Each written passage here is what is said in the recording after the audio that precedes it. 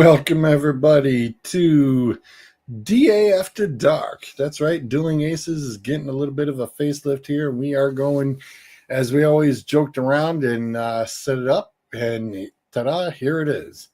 D.A.After Dark. We are January 13th of 2026. Sam, I know you said to me earlier you're just kicking yourself. You're thinking of bumping Unbiased to Tuesdays because that's when all the news is happening, my brother. Tomlin steps down and the circus begins. The circus hasn't already begun. This is just unbelievable. I can't believe. But once again, what's the context? He was not fired. They were never going to actually. Very interesting. I mean, it sounds like there was kind of the mutual handshake agreement of, hey, if we just have you step down instead of firing you, I'd rather turn around and get something for you if that's okay with you. Yeah. You know? Anthony, hit us with your best shot. What you got? He gets me one of these like once every 2 weeks. Here's a good question. Anthony always asks some good questions. It's just redonkulous.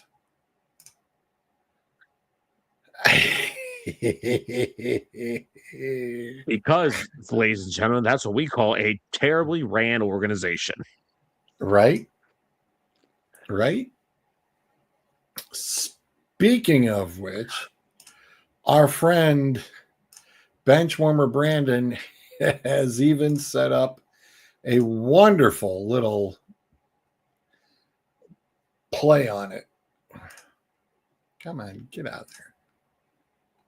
Buddy, looks like it's just you and me now. The last coach is standing. 2 AFC North peas in a pod. Hey, we should be rivals. I know we're like kind of rivals already, but now that John's gone, we could be real rivals. Well, like friendly rivals. We could go out Friday, and we could compete against each other, but go out to dinner after, and we could trash talk each other, but go horseback riding on the weekend. I really think...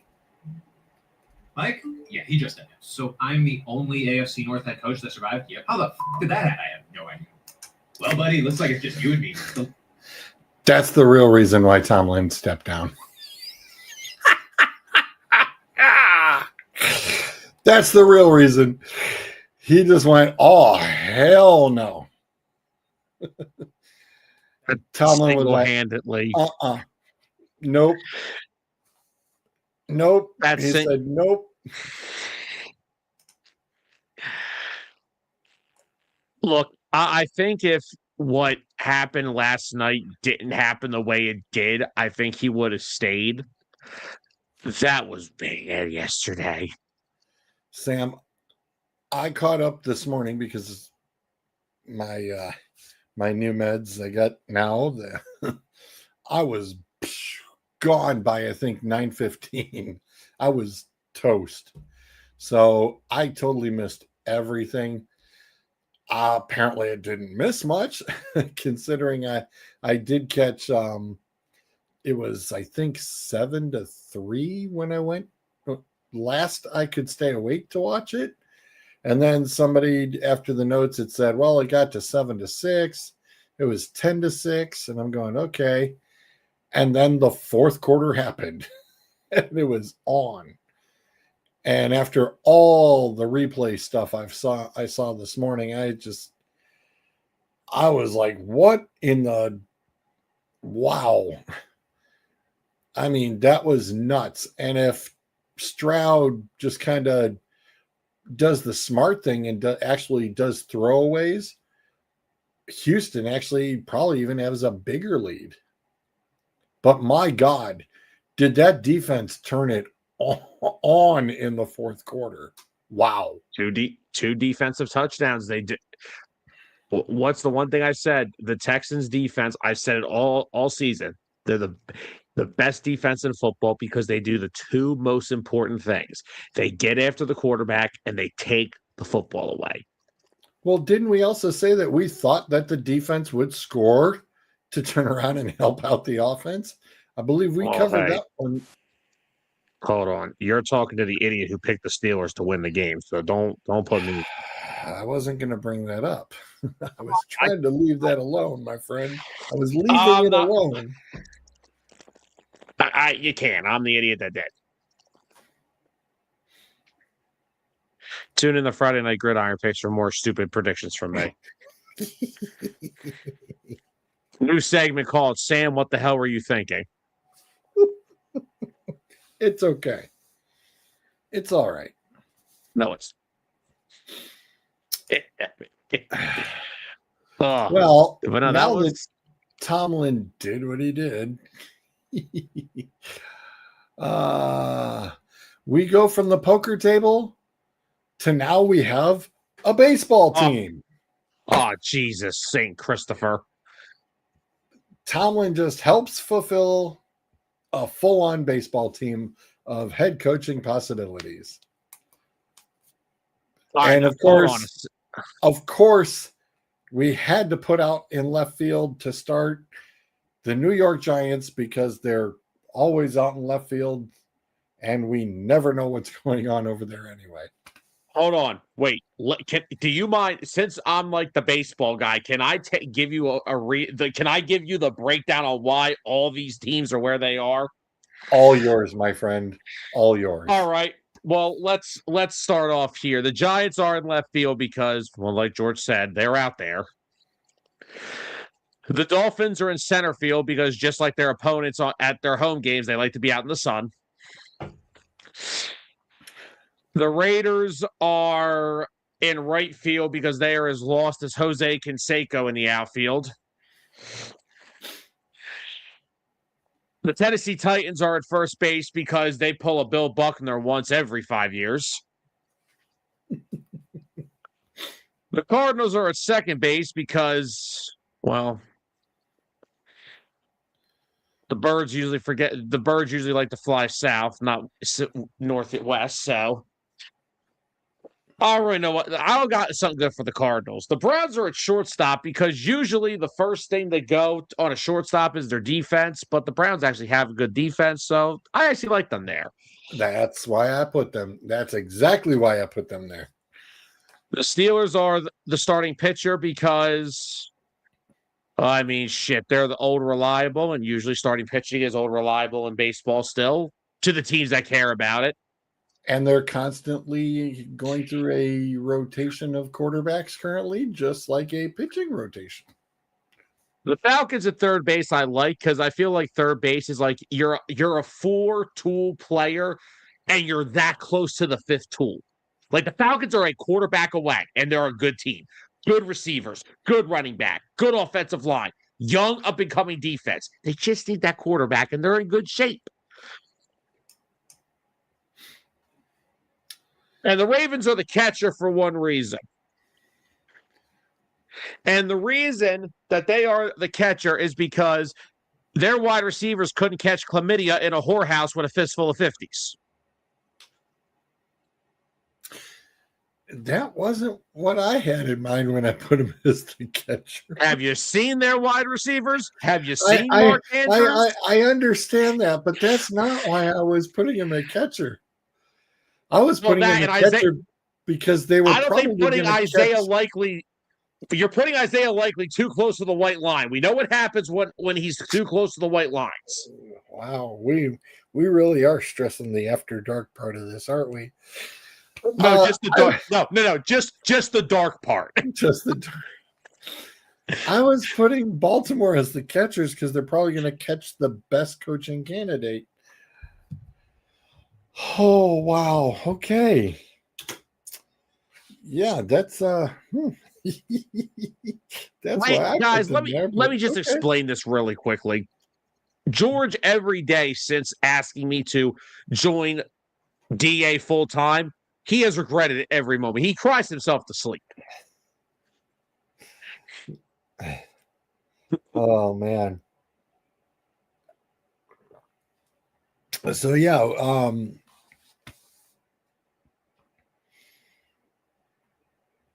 did you catch the Ravens owner's interview while Tomlin was announcing the step down? I did not. Oh, you missed that. I will I will have to bring that up. It's been a long couple days. Lots going on. Hang on. I will bring that up for you. This was very funny. Come on. Come on. Look, it's just loading up here. That's what I keep hearing. Okay. Put it back. Thank you. All right. Let me change screens. And we will flip it to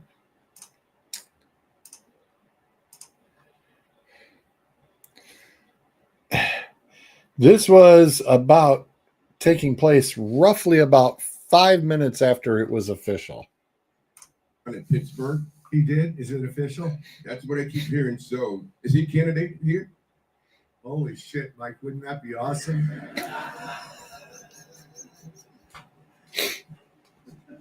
Only if John takes the Pittsburgh job. Wow, wouldn't that be interesting? I don't know that thing last week. Maybe disqualified him for my opening after our kicker missed a kick to let them advance. Good for Mike. Yeah, I don't know. Talk to him. I love Mike. I mean, I've admired Mike for 18 years, and that's really shocking that he did it that way. But yeah, that's kind of crazy. So that's Baltimore's owner getting asked, "Hey, how about Mike to Baltimore?" Yeah, apparently he's like, "Nah, I don't think so." Zolt says, "Let's do it." How about a Pittsburgh's fan? It's Zolt.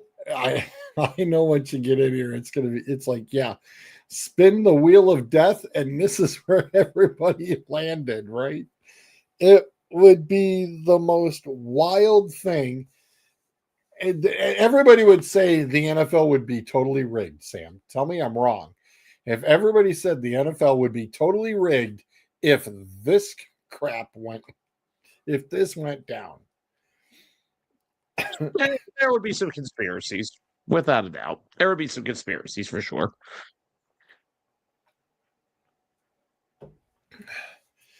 Oh my gosh.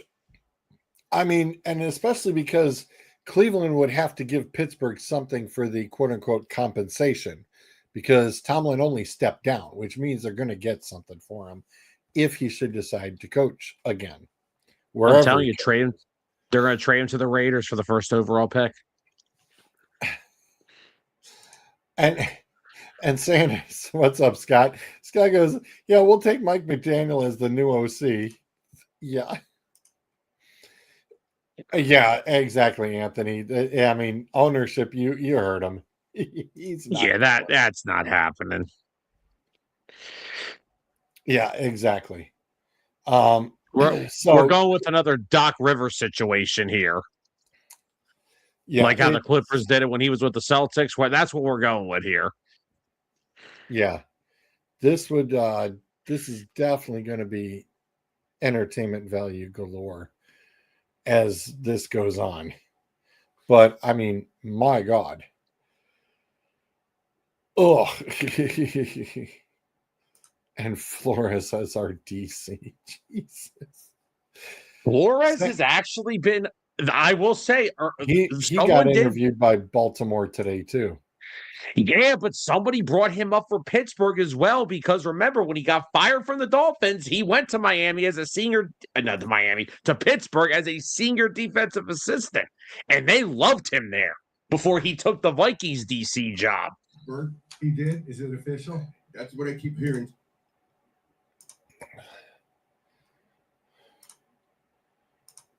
So, yeah.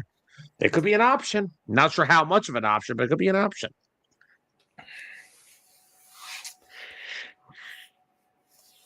Baltimore has been aggressive on their interview. Atlanta has finally started. I think the Giants have almost interviewed everybody under the sun.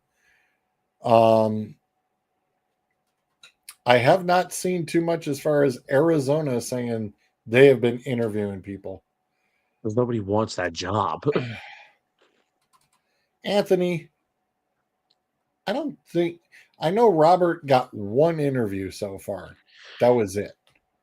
He and only and got notice the interview. It's the only job with a perfectly ran organization. He is not going to the messes that these other teams are. He's not doing that again. right. So honestly, because here's the thing. I'm sure he's been called. I don't think we could disagree that he's been called. Who wouldn't? I think he's sat there and has probably said no to a lot of them because it's like, dude, if I'm not going to go to Baltimore, I'm just going to stay here in San Francisco. But why leave? Why leave? Yeah. Although scarily, just for S&G, could you imagine him with the Cleveland defense? Yeah, but we said that about the Jets too. The Jets, because don't get me wrong, Jets didn't have a defense.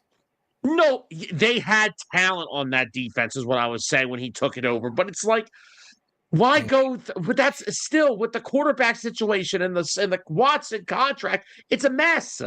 So why do it to yourself again?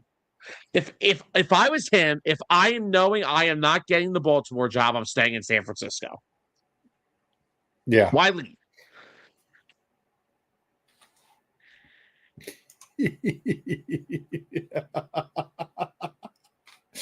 Zolt, that's good. That's good. Zolt, that's good. That's good.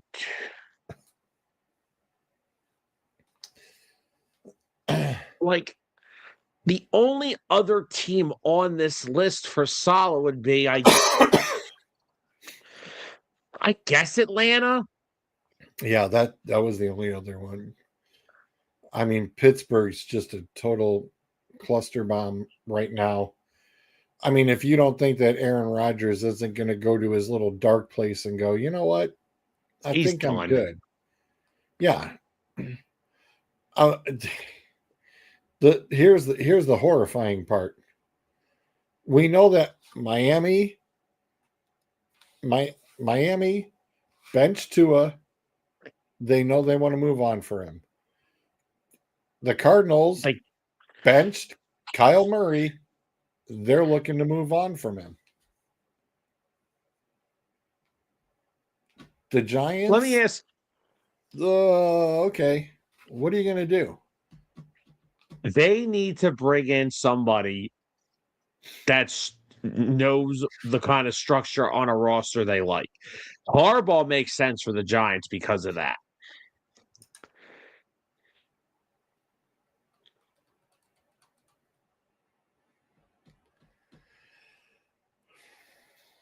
I agree. Okay, so who do you bring in to rebuild this? I don't think Harbaugh is interested in doing a rebuild. Harbaugh's hell no. Harbaugh's not rebuilding. But like let's look at the Steelers. Let's be very realistic about the Steelers. For the past decade, listen to this. They have not won a playoff game in a decade. Since Ben retired, they have not had a consistent quarterback situation. Yes, this year was better. Aaron Rodgers played fine. He was fine this year until last night, but still, he was fine. That was the best quarterbacking they've had since Ben. And can you name me this? Who was the last player that they drafted and developed into a core part of the team?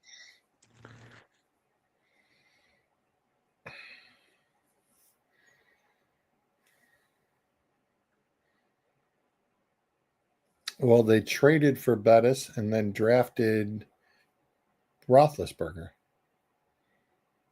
Scott's hit the nail on the head here. I don't know if you necessarily built the team around him.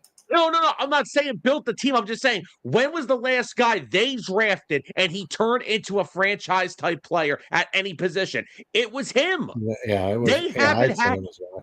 They are reliant on older veteran players, which in this league isn't. They're so. Their secondary is so freaking old. I'm watching Christian Kirk, who hasn't caught a freaking pass, I feel like, in the entire season, torch them. They are old everywhere on that That defense. was scary. That was scary. Christian Kirk, like, it was like stepped up. Like, it was like, hey, next man up. And Christian Kirk went, I got you. I was impressed. I was like, where the heck has this been for years? Fair enough. But like it's just like Tomlin reminds you of the coach in draft day who says, I hate rookie quarterbacks because they're stupid. It's like he's like, I hate young players because they're stupid. You draft Darnell Washington and have Pat Fryermuth. You trade for Jonnu Smith. Why? I'll never understand. They don't have they have no long-term answer on the offense at all. Quarterback, wide receiver, they don't have answers.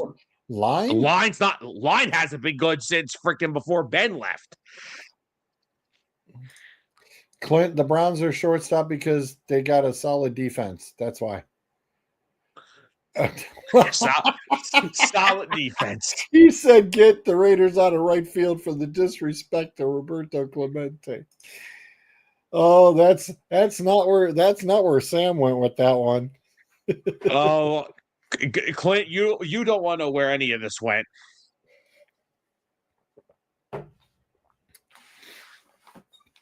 But yeah, it's time, man. And I agree with Zoll. Whatever veterans you can sell off, get younger, collect draft picks, and try to replenish something because they don't have much at all on either side of the football. That is, oh, well.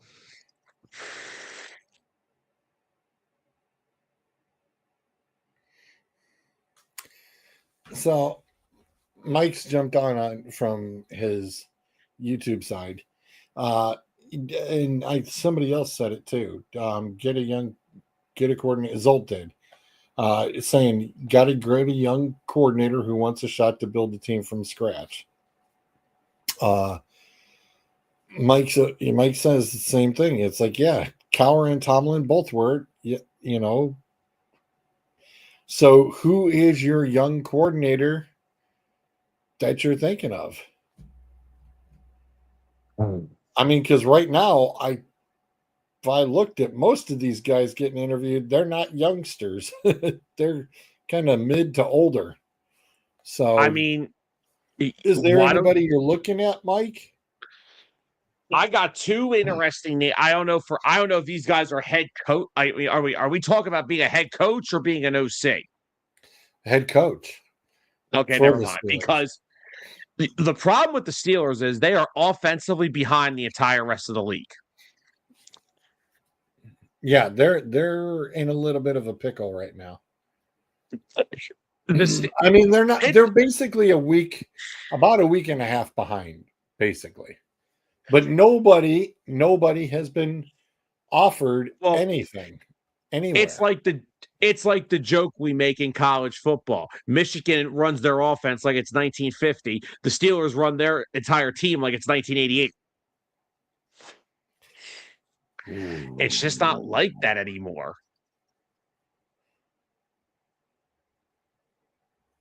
Well, Arthur Smith still has a job for now. Until the new coach comes in, new coach can come in and go, bye-bye. Later.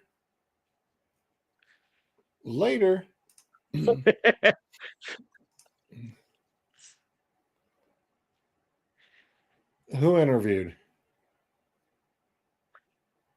Arthur Smith interviewed? Yes, I think Arthur Smith has had one interview so far. I forget what it was for. Or Scott said he interviewed for the Dolphins head coaching. Remember, Stefanski called all the plays in Cleveland. Yeah, no kidding. But that's what you need. I like this. If Ernie's promotes Smith, Pittsburgh riots. I'll never go back. I love going to Pittsburgh in the summer to go watch the Pirates. I'll never go back. That's brutal. Yeah, now that you've got, there's a lot. This is Sam. Last year, what did we I know Zolt had a fill in the blank with us. I believe there was 6 different head coaching swaps last year. This totally trumps even the most I had on that list from how many coaches there were since Mike Tomlin. The highest one was the highest team, I believe it was 7.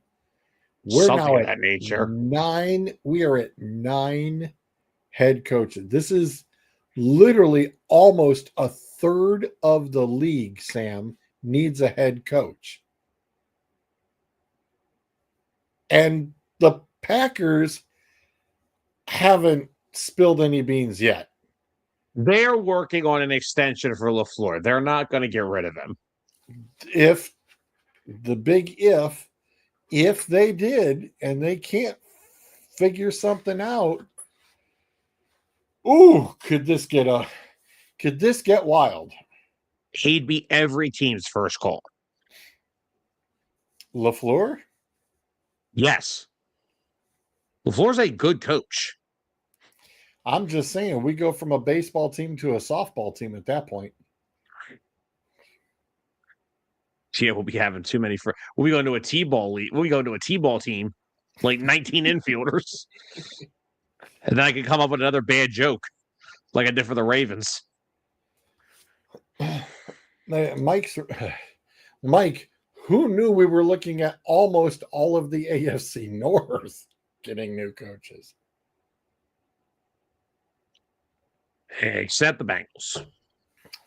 Yeah, and the Bengals, everybody thought would be one of them that would be looking for a head coach.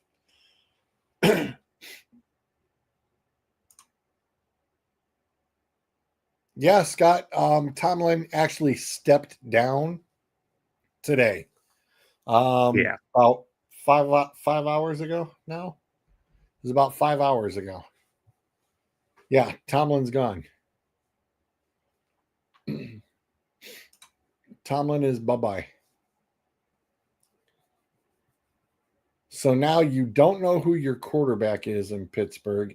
Yeah, Scott just said, missed that one. Yep, that's because it happened today. Oh, we got some Josina. We got that one. Yeah, exactly. They could turn around and get some picks for him. We got some Josina Anderson news. We definitely like her. We trust her. What you got? The top two emerging options to get a real good look for the Eagles offensive coordinator position. Cliff Kingsbury and Kevin Stefanski. Why would Stefanski take an OC when he's literally being fetched for an HC? Oh, yes, and I understand, but let's be real here. If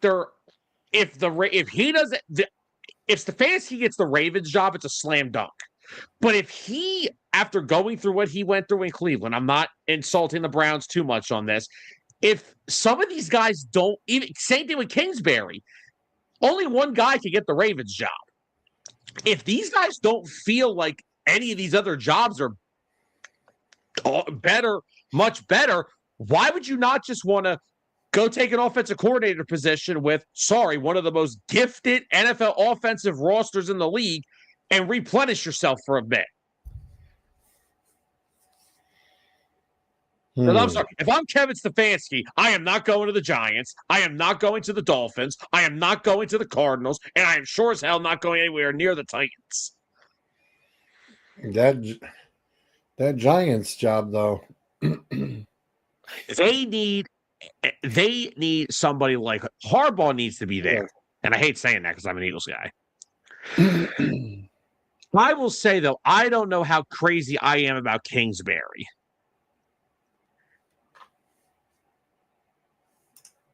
Strictly because of how we run the offense.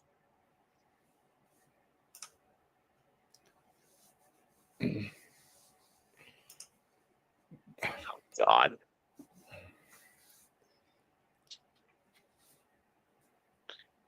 What I there's a lot that's going to probably get restructured in Pittsburgh, Mike. That's for sure.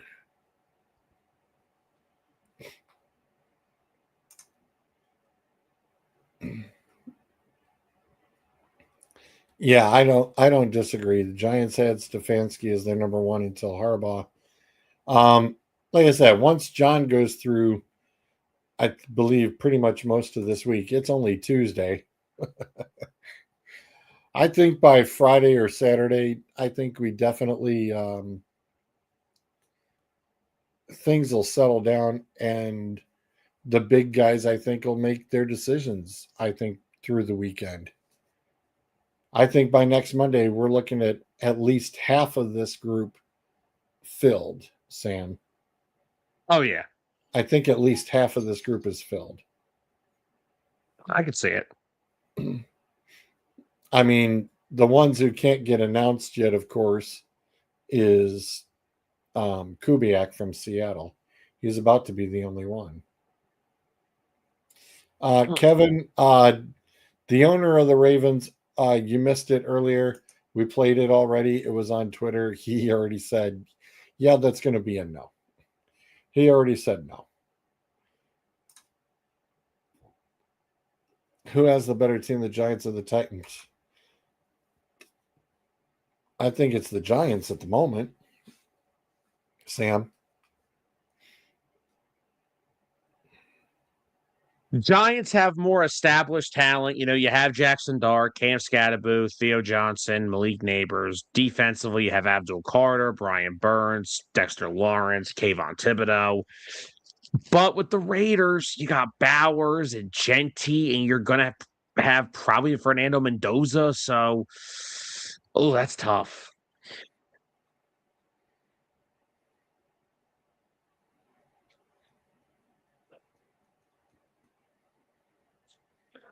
That's a toughie.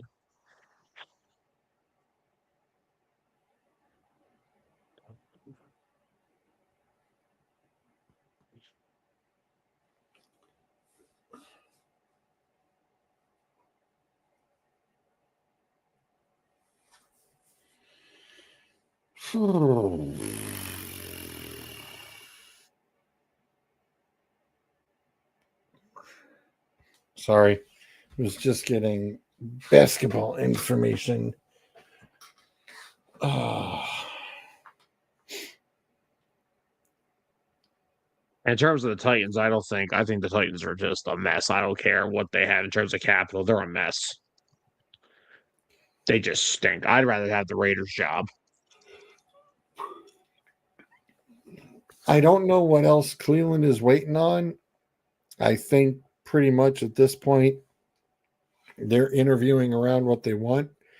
My personal thought is that I think they're looking at Schwartz and just promoting from within. I think Cleveland's going to end up with Schwartz as the head coach. It seems like it may go that way. I think even though Harbaugh is on the list, if Harbaugh doesn't take it, I think it's going to be Schwartz. I think they're just going to promote him from within and go from there. I could see it. That's I said if they did get rid of Stefanski, I wouldn't be mad at it. Jim's been a head coach before, so he's got experience in doing it. So I figured, why not?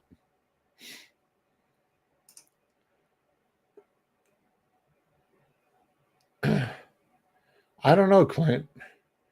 Whoever takes the Browns job would want control of the QB and has them there. He's going to push for the coach to start Watson. Who knows? I don't know if they've even got that Watson situation resolved yet from when he was injured and if they got their money back for that. I So don't there's even going to be a think lot. Mike says he doesn't think Harbaugh will stay in the North, though.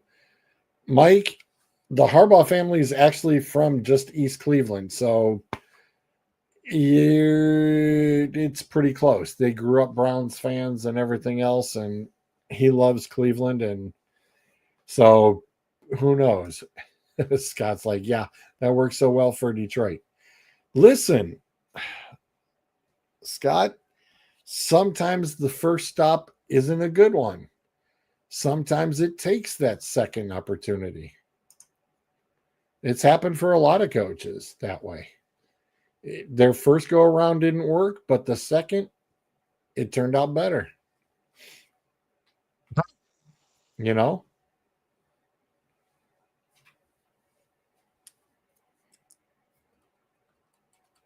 So the Raiders, though, yeah, I think that one's ugly. Anthony, the Raiders are, ugh, it's going to be rough. As Scott says, saying that though, but I would take him back as a DC in a heartbeat. I'm sure Man. you would. I loved me. See, that's the one thing we can all agree on because I love me some Jim Schwartz. I loved him when he was our DC in Philly.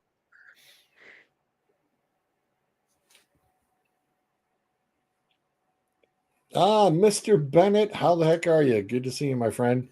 Harbaugh to the Giants. Book it. Lovely. No, we turn around and Mike, in 3 years you'll be hooting and hollering to fire him. Dude, it's just the Cleveland way, right? Sam, you keep mentioning Harbaugh to the Giants. And I know that I believe we covered it last week. There isn't, there are some key pieces even offensively there. So there isn't much of a downside except for trying to repair that offensive line, which Harbaugh's got a success rate at doing.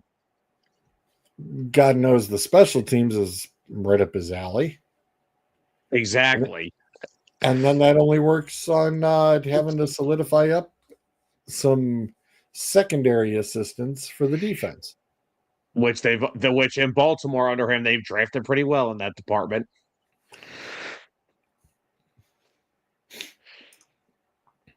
Clint says you might have to hire Schwartz, especially after Miles publicly endorsed it.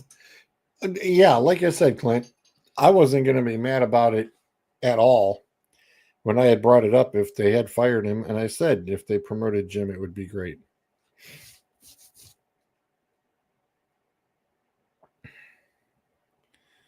Jesus, Christopher.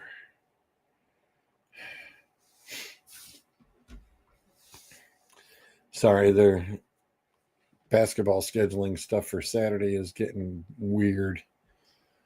Sounds fun. But yeah, there isn't that much to have to adjust to for New York. So it makes sense. I know you don't want to see that because yeah, I wouldn't. You definitely don't want to see that. Not only because he's in your division and you've got to face him twice a year. Yeah, really puts salt water in your cookies. That's no good.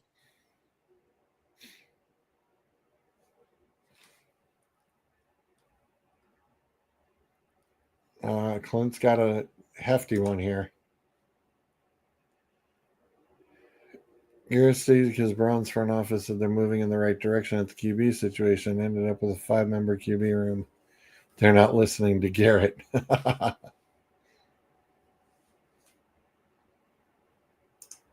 Sam says they finally fired that guy. I'm assuming he's referring to my offensive coordinator. Probably. I did 3 shots of tequila after I found out.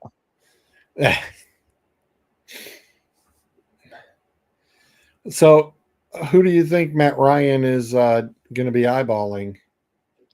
Because if I did not mistaken, did I not see who was it? Morris?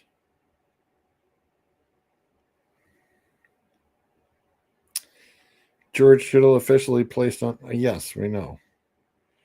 That was the other piece I forgot was gonna. The hell is this? Uh-oh. Interesting. Looks like I got a new. I wasn't aware of any new medication I was going to have to take. This is crazy.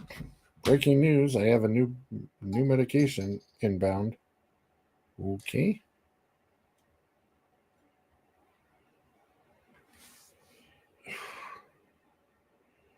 Alrighty, that's interesting. Sam, the Eagles, because you definitely mentioned it, Eagles going on their 5th OC in 5 years. Yeah. Shane and Kellen you had, but they left for head coaching jobs. And Brian Johnson you whacked. And Kevin Patullo you've whacked. Kevin Patullo's Italian. That's not a very fair term for him getting whacked. Fair enough. Who you like? Anybody not named Kevin Patullo. Really? So, no. So, there's a lot of names out there. Who do you want? Who's on your post-Christmas wish list? Home run hire would be Stefanski, because I as an OC play caller, I love Stefanski. I liked him when he was in Minnesota. I liked him. I know Cleveland didn't look ideal, but again, for a while there, it's just a tough situation to put him in and judge him off of that. Stefanski's my home run hire. If I'm trying to find an OC that won't want to be a head coach after the first year, I'd love to take a look at Todd Monken in Baltimore. But what scares me with Monken is I'm afraid that he is waiting for Harbaugh to sign, and then Harbaugh's going to freaking take him with him. Because that's a big reason why he got fired in Baltimore. They wanted to fire Monken. Right. Another guy, maybe Greg Roman, who just got let go today by the Chargers. I don't believe the Chargers' offense was his problem. I think it was because the 5 offensive linemen they had, or the 15 offensive linemen that they had starting this year, sucked, and they got destroyed every week. And I think that's why their offense really struggled. Another one I really am considering is Brian Daboll, because he's worked with a lot of these guys. He was Jalen Hurts' offensive coordinator at Alabama at one point. He's worked with Saquon Barkley. He's worked with Nick Sirianni in the past when they were just young assistants coming up through the ranks with the Chiefs in the early 2010s. So he's worked with a bunch of the guys over here. Not to mention, he's coached his fair share of mobile quarterbacks, something I think we still have over here.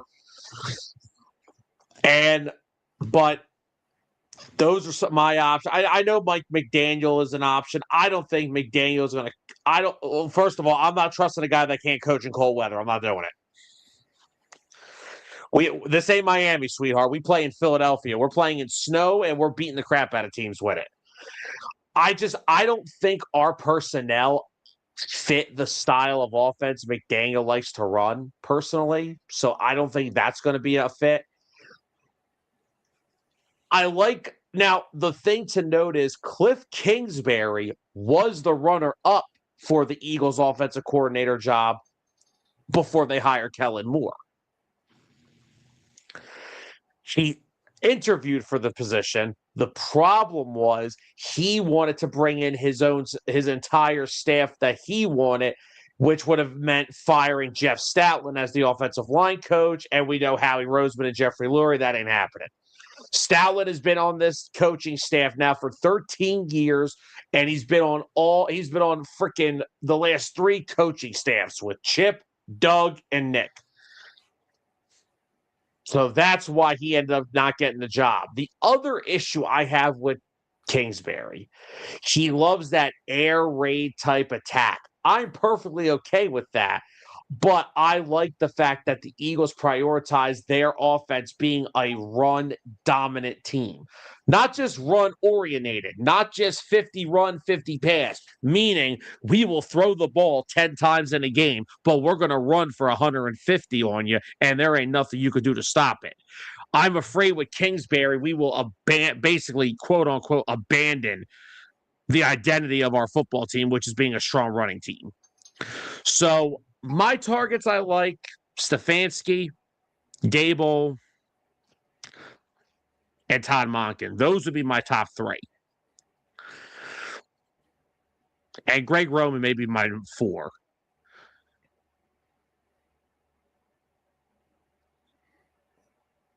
Okay. But the Dable connections are really deep with the Eagles.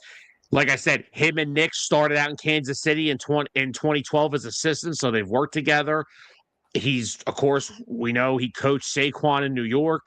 He coached Jalen at Bama. So it's definitely the Dable connection. Now, the only thing that scares me about Brian Dable is I'm afraid. Now, you saw the thing with A.J. Brown and Nick Sirianni on the sideline, right? Yes, I did. I'm not going to talk about that. I did that last night. I am kind of afraid of what Brian Dable and Nick Sirianni would be on the sideline. They actually may kill each other. Clint wants to know were they celebration shots? Damn straight they were. Second happiest moment I've had since winning the Super Bowl.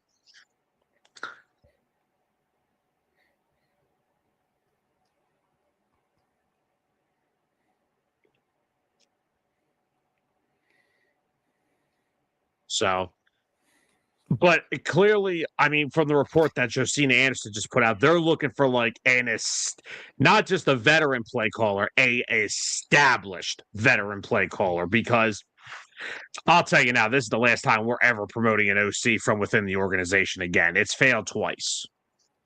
It's actually and if you want to go back to Doug, it failed 3 times. So, and promoting from within is no longer an option because it's just it doesn't work. Who would have thought that promoting the pass game coordinator from a team that was in the bottom 10 of passing would be a bad offensive coordinator? Who could have thought? Right. So, yeah. Definitely a lot of names out there. It will be interesting to see.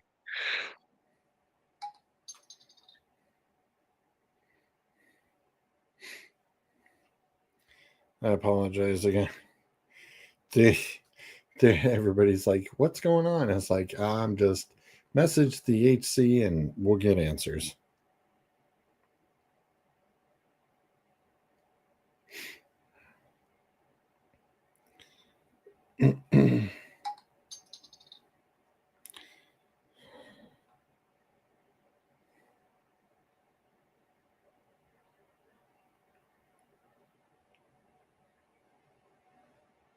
But now, the other thing I do want to say, that I want to bring up is a lot of people think that a lot of people over on my at my stuff at 609, they think I love Kevin Matullo. I can't stand Kevin Matullo.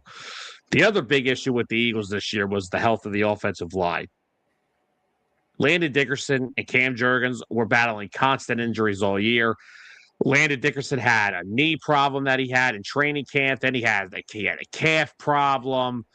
A lot of lower body issues going on with Landon Dickerson, which it don't sound very, I don't know how, honestly, I've started to question how much longer he'll play football because he had these issues in college. And I don't know if he knows how long he'll play football. But I mean, at 27 years old, he's still a good player. But I mean, Cam Jurgens, he had the back surgery after the Super Bowl. I mean, George, I think we're not doctors, but I think we could agree. Back surgery is not something to recover from very easily when you're a 300-pound man getting hit and playing up against other 300-pound men. Right.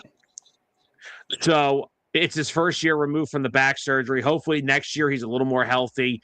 They're going to get, I mean, the team's getting an extended offseason compared to last year. They played the most football in the NFC last year.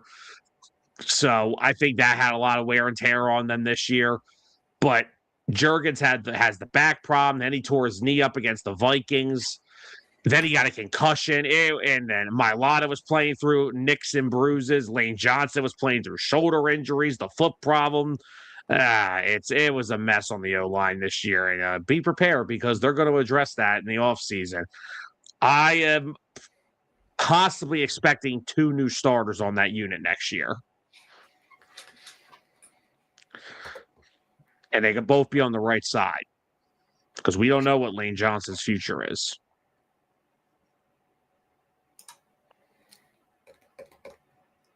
A different OC for the past 10 years? No. Chip's See you later, Scott. Chip had Pat Shurmur his whole time in Philly. Doug had Frank Reich for 2 years, then Mike Groh the rest. Nick has been the one that's been losing the OCs. He had Steichen for the first 2 years, then Brian Johnson, then frickin' Kellen, and now Dingbat this year. But no, Doug's OCs only changed once. And that was when we went from Frank Reich to Mike Groh, which I still have no idea why he promoted Mike Groh. But yeah, it's just unfortunate that you have to go through this every year. But hopefully they've learned their lesson. Promoting from within is no longer an option. And hopefully they find somebody that can fix this broken ass offense. Because it's broke. Like it needs a lot of fixing. But I'm confident in my team still. I'm still one of the best. We're still going to be a contender in the NFC. I don't care. And if you disagree with that, go kick rocks.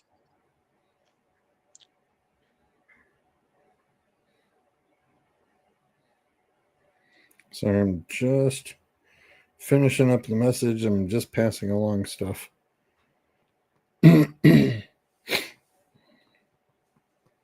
That's all right, George. I'll fire you later. I'm sorry. It's a little bananas when, the communication thing. It's like we'd love to make sure that everybody knows what's going on. So I apologize. So now, here's the crazy one. Jalen Hurts is going to go on his 7th different play caller in his 7th season. Doug Peterson in 2020. Nick Sirianni in 2021, because Nick did start out his time here as the play caller. Yeah.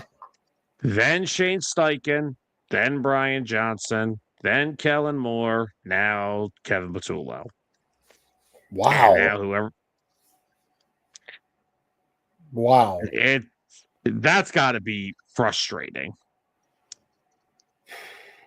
Well, frustrating, but you know what, Sam? I'm going to say this about it. For as many different guys as he's gone through, kudos to him for being able to adapt and overcome. Let's give him credit where credit's due, because not a lot of people can do that. I mean, hey, let's take a look at the other spectrum of a draftee in the same class, Justin Herbert.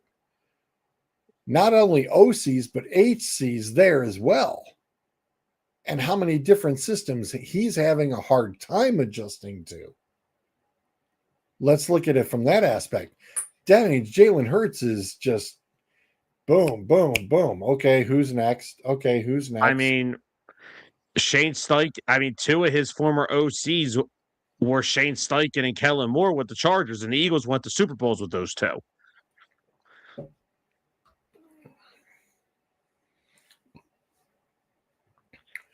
Well, remember, Justin Herbert is a better quarterback because he could throw the ball 500 yards downfield to the other team. That makes him better than Jalen Hurts.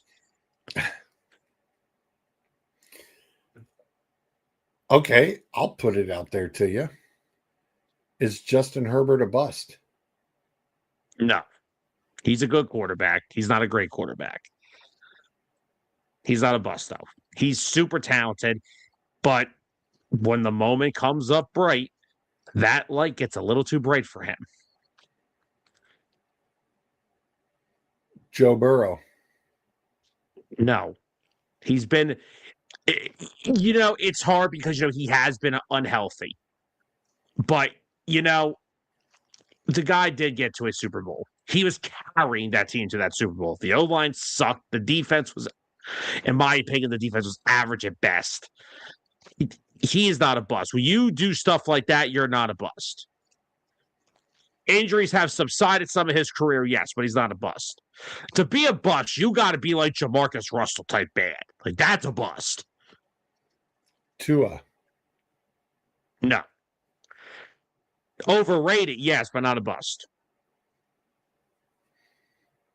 Jordan Love. I don't even think Jordan Love's hit his ceiling yet. I think he's going to.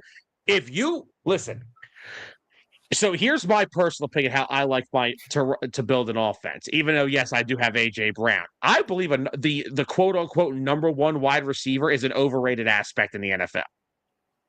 Okay. And I think the right way to build an offense is through a very good running back. They have that in Josh Jacobs. A really good tight end. They have that in a healthy Tucker Kraft. And 4 wide receivers, because we see a lot of 4 wide receiver sets now. 4 wide receivers that just are all good at their job. Golden, Watson, Dobbs, and Reed. There is no true number one. So that makes you think with Kraft out there and those 4, where the hell is this football?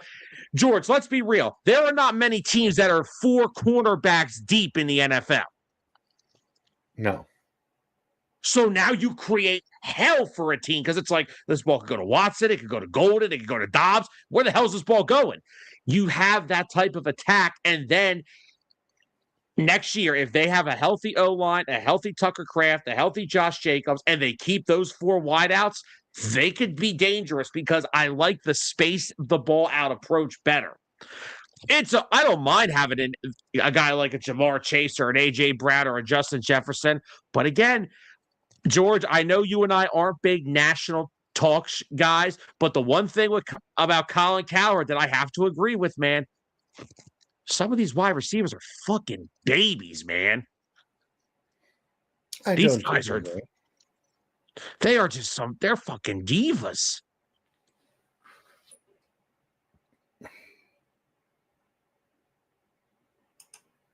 It's like.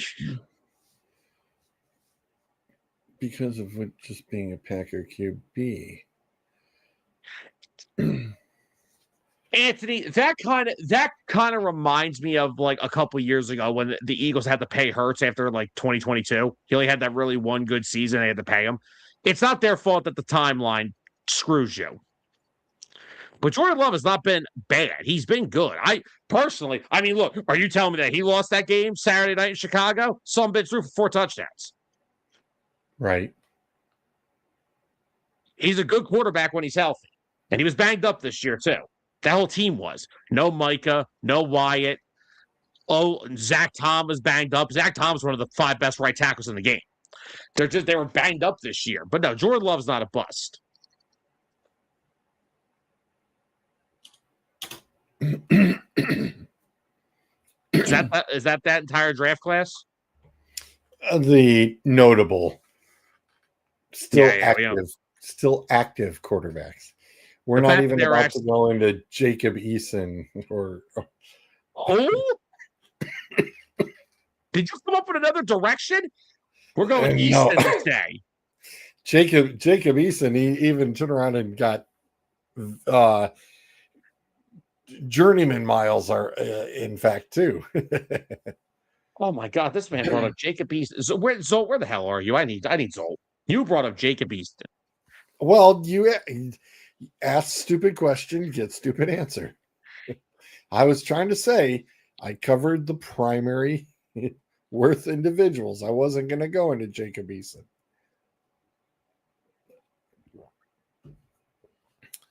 Every team. Yes, Anthony. And you know what the Niners had this past weekend that the freaking Packers didn't? Their best offensive lineman. That's pretty important. And also, Anthony, we're also you're talking as like the Niners don't have better coaches than the Packers. Hey, wait, hold on. Why are you making this a thing about the teams? You asked about Jordan Love. We're talking about, I'm talking about Jordan Love. And the Niners have better coaching. Shanahan is a better coach than LaFleur. That's that without a doubt. And Saleh is a better DC than Halfley. But that Packers defense was flawed all season. They relied on Micah Parsons creating havoc. And now that he's not there, you saw what it does to that secondary. That secondary in Green Bay is not good. Their corners are absolutely terrible. They have players, like they still have McKinney at safety. He's good. Edgerrin Cooper's a good linebacker. They can't cover anybody because they don't have any reliable bodies at corner. Their corners all stink. That's a big reason why they lost that game, too. They can't cover Chicago. They have too many weapons. I was going to say, and we all know about this. Hey, Niners, congrats on your playoff win. Thank you. Quick question. How the are you doing this? What do you mean? We have been striking down your players all year. Fred Warner, Nick Bosa, Michael Williams. We made you start Mac Jones for half the year. We even gave Brandon Ayuk the AB treatment. You guys should be 6-11 chilling in Cancun by now. How are you still alive? Oh, so it's you guys that have been destroying our roster. Got it. Well, first of all, go yourself. And second of all, after years of being the most injured team in the league, we finally figured out how to turn it to our advantage. How's that? We just recycled their souls into Christian McCaffrey. I've reached a higher plane of existence. What? Every injury makes him stronger, and the better the player that goes down, the more power he gets. That's how he's been so good this year. Yep, and when we took out Kittle in the first half, it's made our victory all the more inevitable. Pretty messed up of you to take out Kittle. Serious, you know. But yeah, it turns out when we have a supercharged McCaffrey, we don't really need much else. Thanks for helping us realize that. I am become deaf. What have we done? Don't worry, we're not going to tell anyone else about this technique. I mean, imagine a supercharged Jameer Gibbs with all the injuries the Lions have this year. Yeah, it's in everyone's best interest that we keep this close to the best. While I have you, though, why do you always make us the most injured team? I don't know. Kind of just become your thing at this point, and we have a different thing. No. Oh, I am the darkness that cannot be undone. Okay, he's really starting to scare me. You did this. Hey, Sam, when I saw this, I thought of you right away because you said it. He was everybody was getting sacrificed for Christian McCaffrey, and ironically, this got made literally the other morning. And Sam, I thought of everything you had said throughout the whole season that's exactly what happened. I'm going to say this one more time. We need to have a legit conversation about the NFL MVP award because it's got to stop being a quarterback award.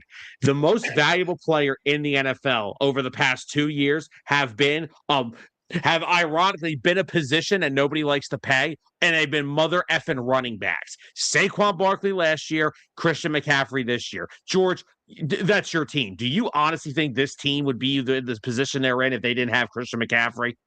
No, not at all.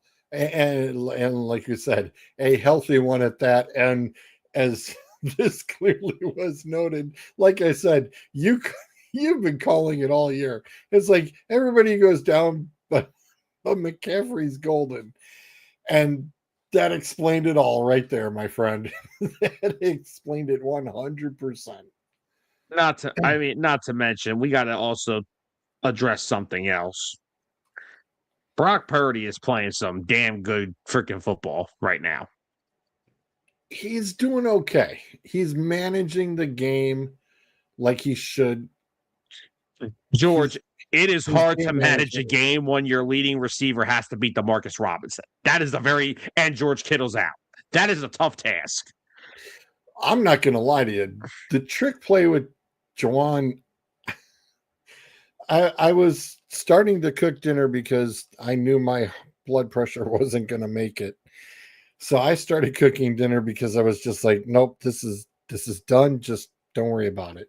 So I turned the volume down, and Kelly just said, well, aren't you watching? I said, I can't do it right now because I could feel my blood pressure going and was breaking out into a sweat.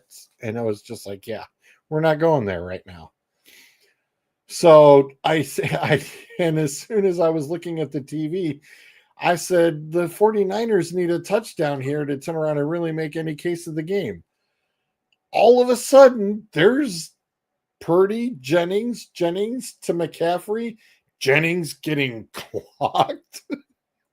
and I mean, I saw Brock Purdy was like, should have kind of made a block, but then again, when you see big guy coming through, you're like, no, I don't want that freight train. And Juwan, well, there's people who've been wanting your butt kicked since Cleveland. So yeah, you're going to take it. And he did. But there's Christian catching Hail Marys out of thin air, and ta-da. All of a sudden, I speaked, and I even told Kel, I went, wow, I speaked it, and it happened into the universe. Okay, that was interesting. First off, by the way, have we ever seen a trick play where there's been a roughing the passer? I don't recall one. Because usually there's nobody around that guy or that close to that guy. But I'll tell you what, Jennings got clocked. Jalen Carter. Clocked. Myles Garrett would like to say thank you, by the way. And a few of the other Browns. Because they have some choice words for that boy. But no. And then when Bryce turned around and told me, oh, it's 4th and 11, I'm like, where are they at? He's like, on about the 20. I was like, well, okay, he's got time to win this. No big deal. Bryce goes, they turned it over. And I went, you're kidding. How with that offensive coaching staff, they had no chance. He's like, nope. And I looked over to see, and 40 seconds left. And I was like, huh. Also, that's another thing that, so, I don't know if you heard this on Get Up on Monday. Adam Schefter said Kevin Patullo is not the only one. There are multiple changes coming to the offensive coaching staff. Yeah, I was going to say, I thought he said they were going to totally clean house. The one I think they are they're going to keep Stoutland for the O-line. They're not going to move off of him. Scott Loeffler, their QB coach, may survive. If it was his first year, he's got experience as a play caller from college with Bowling Green. So I think Jalen likes him a lot. So I don't think they're gonna. The 3 positions I'm looking at are, of course, Kevin Patullo, who's already gone, possibly Parks Frazier, the pass game coordinator, and possibly Aaron Moore, the wide receivers coach, because our wide receivers don't run consistently good routes for an entire game. Not to mention, our wide receivers cannot block for shit. Yeah. Mike, we covered that earlier. Yes, he is. Hold on. He's getting a few. George, did you watch the Jags and Bills game at all? Yes. Did you see how many wide receiver screens Khalil Shakir caught that went for like 10 to 12 yards? The Eagles I thought Jacksonville was in a prevent defense, and you know what that does? Prevents you from winning the game. But the Eagles haven't successfully converted a first down on a wide receiver screen since 2009.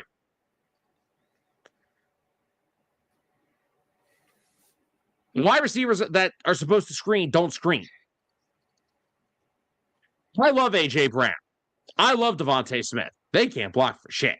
Smitty is a willing blocker. He's just so goddamn small. What do you want the guy to do? And then you got the physical preference of A.J. Brown that looked like fucking Tinkerbell on Sunday, but we'll get to that another day. I'll deal with him later. Damn. Tell us how you really feel. Well, listen. Don't go crying to the media all season about, the offense is a shit show. I'm not getting my targets. Then drop 4 footballs in a playoff game and then leave the locker room before the media comes in. Don't do that. If you dish it, you got to take it. And this is, like I said, I agree with Colin Cowherd. Some of these dudes are freaking ridiculous, and they're freaking divas. Now, I still expect A.J. Brown to be here next year because the cap numbers are not pretty, and the Eagles are not in the position to do it, but I think he needs the dark retreat.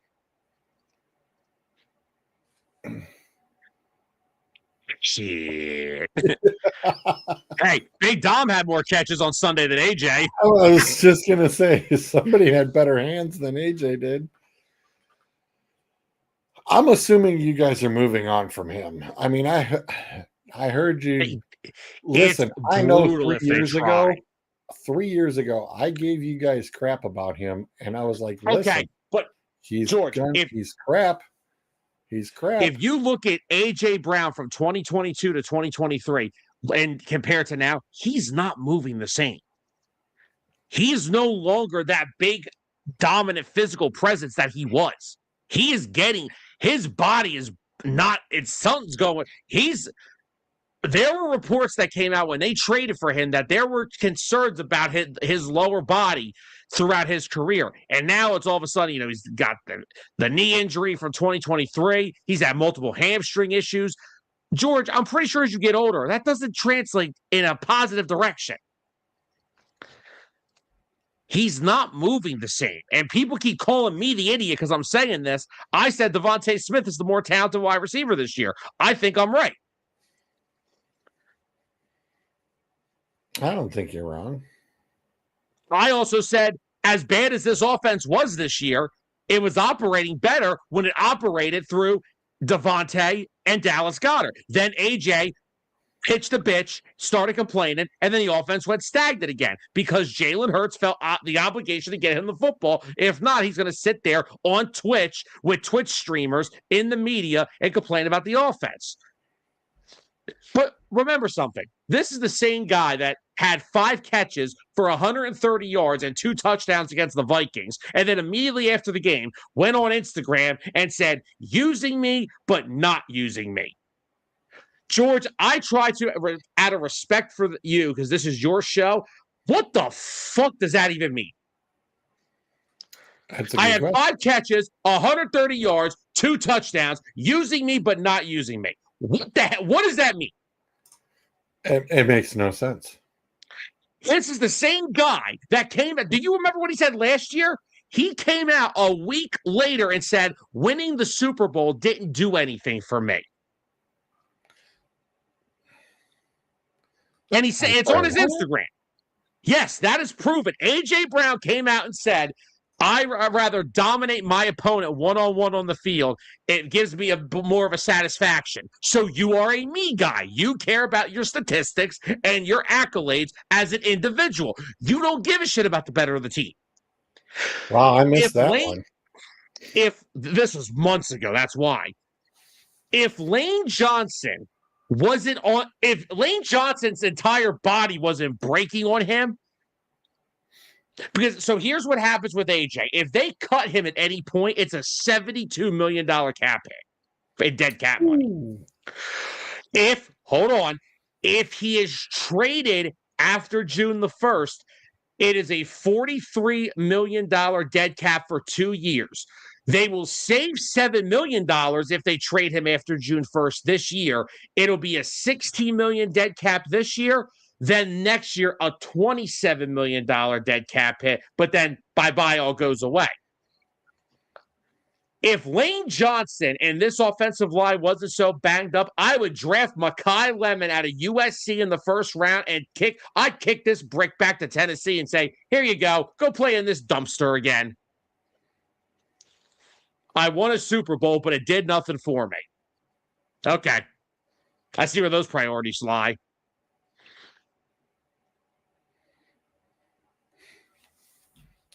I love AJ. I was going to say that sounds just like a repeat of Odell Beckham. And that's the thing. Like I said, I love AJ. I've loved him ever since he got here. We wouldn't be in this position if it weren't for him. We wouldn't have won a Super Bowl without him.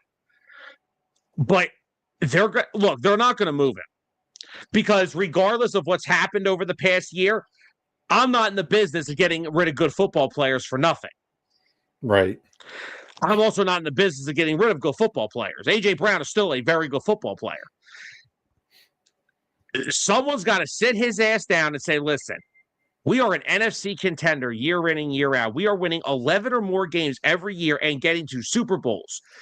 If you want to be a part of that, you need to get your shit together. And, I don't want to bring this up, but a lot of people say, we got to be careful with how we talk about, because, AJ has had, we remember the interview when he was in Tennessee, right? About what he goes through in his head. And I respect that because as a person that I battle depression. I'm not afraid to admit it.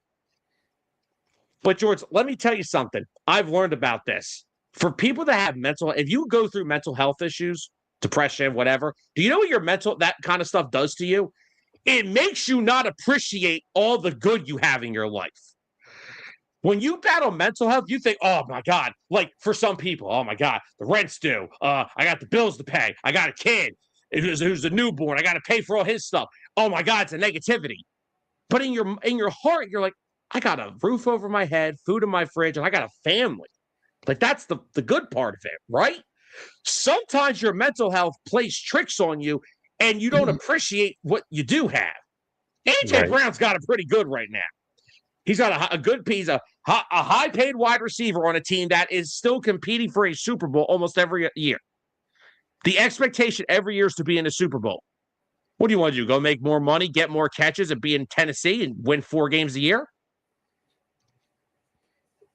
That's true. I mean, you can't have, your quote-unquote dynasty teams. It's far in between. I mean, the Patriots had it for several years under Bill. Then Bill went away. Things changed up. Everybody's like, all right, new shooters. Okay, fine. The Chiefs had a small little run. They're like, oh, they're going to do this for the next 10 to 12 years. And wrong. We saw that writing on the wall when Mahomes got one of the biggest dang contracts, and we're going, give it 2 years. Well, as soon as Tyreek Hill was like, deuces, I'm out, then everybody went, well, what's he going to do now? Well, okay, he got one. Okay, well, maybe we didn't need Tyreek. Well, now what do you do? Well, we're losing 7 defensive people, 3 offensive people. Well, we're going to rebuild kind of within ourselves. We'll be okay. We'll check through the draft. Yeah, okay. Well, you're making, just skating by, making it through, going, all right, got another Super Bowl. And then you got your butt waxed. And I was like, uh-oh. And now, of course, this year came up and it's just like, oh, yeah, no problem. They're good. They're good. And I even said it week 8. Nope, it's not looking good. Why? The jig is up, man. It wasn't the fact that everybody's figured out what's going on. It's that they figured out that the Chiefs don't have anybody left. That was the problem. They were losing too many people. And there's you can't replenish out of the draft 19 guys that you lose within 2 years. It just doesn't work that way. That's not how this works. You have to try to make those different adjustments with free agency. Who can you afford to trade?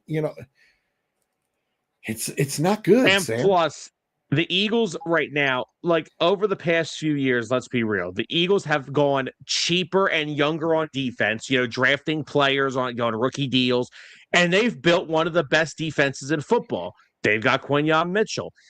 They've got Cooper DeJean. They've got Jalen Carter, Jordan Davis, Jahad Campbell. Moro Ajomo, Nolan Smith, Jalix Hunt. I could go on and on. And the reason to have all those young players that are all really good young players on these cheap rookie contracts, you've been able to pay your offensive stars, Saquon, AJ, Devontae, Jalen. Well, guess what? Now those defensive players are coming up on contracts. So guess what's going to happen? You're going to have to flip the script. You're going to have to start getting cheaper and cost efficient on the offensive side of the football to keep some of these defensive players. You're going to have to start switching this game up. And they have the front. Howie Roseman knows what he's doing. We know that by now. Yes. They built one of the best one of the best rosters in the NFL. It's been impressive to watch, even the behind the scenes stuff, like the war room films and stuff that get leaked out afterwards. Did you see the one when they got Cooper DeJean? How happy as hell he was. That's my favorite one. Hold on. Can you pin that latest comment? Anthony, I'm not doing a top 10 quarterback right now in the NFL divisional rounds here. No. Totally not. Anthony, talk to me in August. I was going to say, let's wait a few weeks. Talk to me in the summer about that. We'll need something. We'll need something. We'll turn around. We can hit that up during the Super Bowl week when there's nothing going on. Oh, wait a minute. That flag football game will be happening. So, would you not get off with that? Got to cover that. We have to cover that. Why not? I'll blow my brains out. How about that? Good grief. The laughing farce that the Pro Bowl game has become. Oh, that's still a shame. I still remember watching several years back, and the official turned around and goes, "Yes, there are penalties in the Pro Bowl game." That's Hockley. Yes, I was just cracking up. Ed was great. I miss Ed. Ed was hilarious. Absolutely hysterical. One of my favorites. You remember the one referee last year that caught the NFL player saying this is effing bullshit on his mic, and he gave him this death stare? Was that the same one who was doing the I'm talking to America here? Was it the same dude? I don't know if it was, but do you remember what I'm talking about, right? Yeah. Could you imagine? Yes, it was because it was Jackson Smith and Jigba who did it. And when Geno Smith turned around and interrupted him when he said, "Hey, I'm trying to talk to him. I'm talking to America here." So it was Seattle both games. That's right. Because it was Jackson Smith and Jigba this year. I remember that. Yep. Yes, I do. It was Jackson Smith and Jigba. And he just looked at him like, "Does your mother know you?" Talk with that. Can you imagine that was Ed Hockley? That was the referee for that? I would have just, oh my gosh. Ed would have been priceless, but this guy's hilarious. I mean, he rolls with the punch. Sorry. He just rolls with the punches like that. That's pretty good, though. I thought it was great that he was talking to America, but yes, that was priceless. 100% priceless. Hey, Mr. Zolt, how you doing, buddy? Doing all right. I'm leaving. I am leaving if you don't change that background right now. Oh, wow. I've had to look at that damn that fake Zolt. Italian's face all year. Get that off the screen now or I'm leaving. Wow. He's gonna come back with something. He's gonna come back with like something over from our playoff game to piss me off.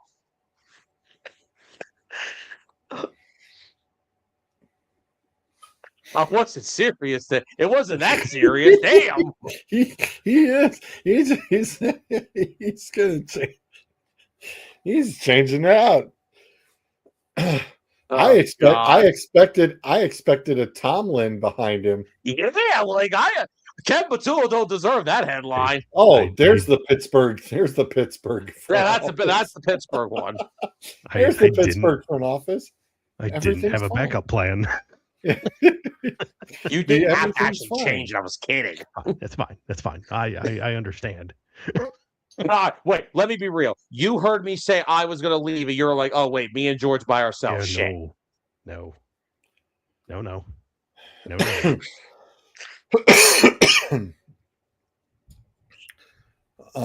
So a little bit of football talk today. Not really. I was going to say you popped in earlier and noted while you were working with the young man. Indeed. I do need to step away to turn around and get some more water here so that I can take this new medication. So I will be part timer, whatever you need to do. Oh, wow. Back to that, huh? He's more of a part-timer than Brock Lesnar. Wow. So, sir, speaking of offensive coordinators, how's your guys' search looking? I mean, unfortunately, our new OC, I believe, left after his interview today, but I mean that makes sense. Who'd you interview today? Mike McDaniel was in town. He was in Okay. Ford Field. Which I mean that'd be a fantastic get for anybody. Yeah. But at the same time, he's up for 4 interviews for head coaches. So obviously he's not going to take an OC gig if the potential for still being a head coach is out there, which I totally get. True, but because now I don't know if you heard me read it off earlier, but Josina Anderson tweeted out about maybe an hour ago that the first 2 names that have surfaced for the Eagles are Cliff Kingsbury and Kevin Stefanski. And Stefanski, I feel, is kind of like in the same boat as McDaniel. He's going to get a shot. But I made the point here. The best job available is the Ravens. Okay. If you're Kevin Stefanski and say Harbaugh's going to go to New York, say Baltimore goes in a different direction, doesn't hire you, are you going to, after being in Cleveland, do you really think you're going to say, yeah, I'll go to Arizona or Tennessee? Do you really think? I mean, it may make sense for some of these guys that don't get the big job in Baltimore to go to a team which, by the way, Lions and Eagles, 2 of the best offensive rosters in the NFL. Yeah. Go there, replenish yourself, and either wait for a better job or you hang there and earn some stuff because that takes the fancy all day. That's really kind of what it boils down to, though. I mean, like, which do you feel is best for you individually? Is it to stay in that premier head coaching slot, regardless of team? Just because, I mean, and I'm not saying that it's an ego thing. It could very well be an ego thing. It could be a money thing.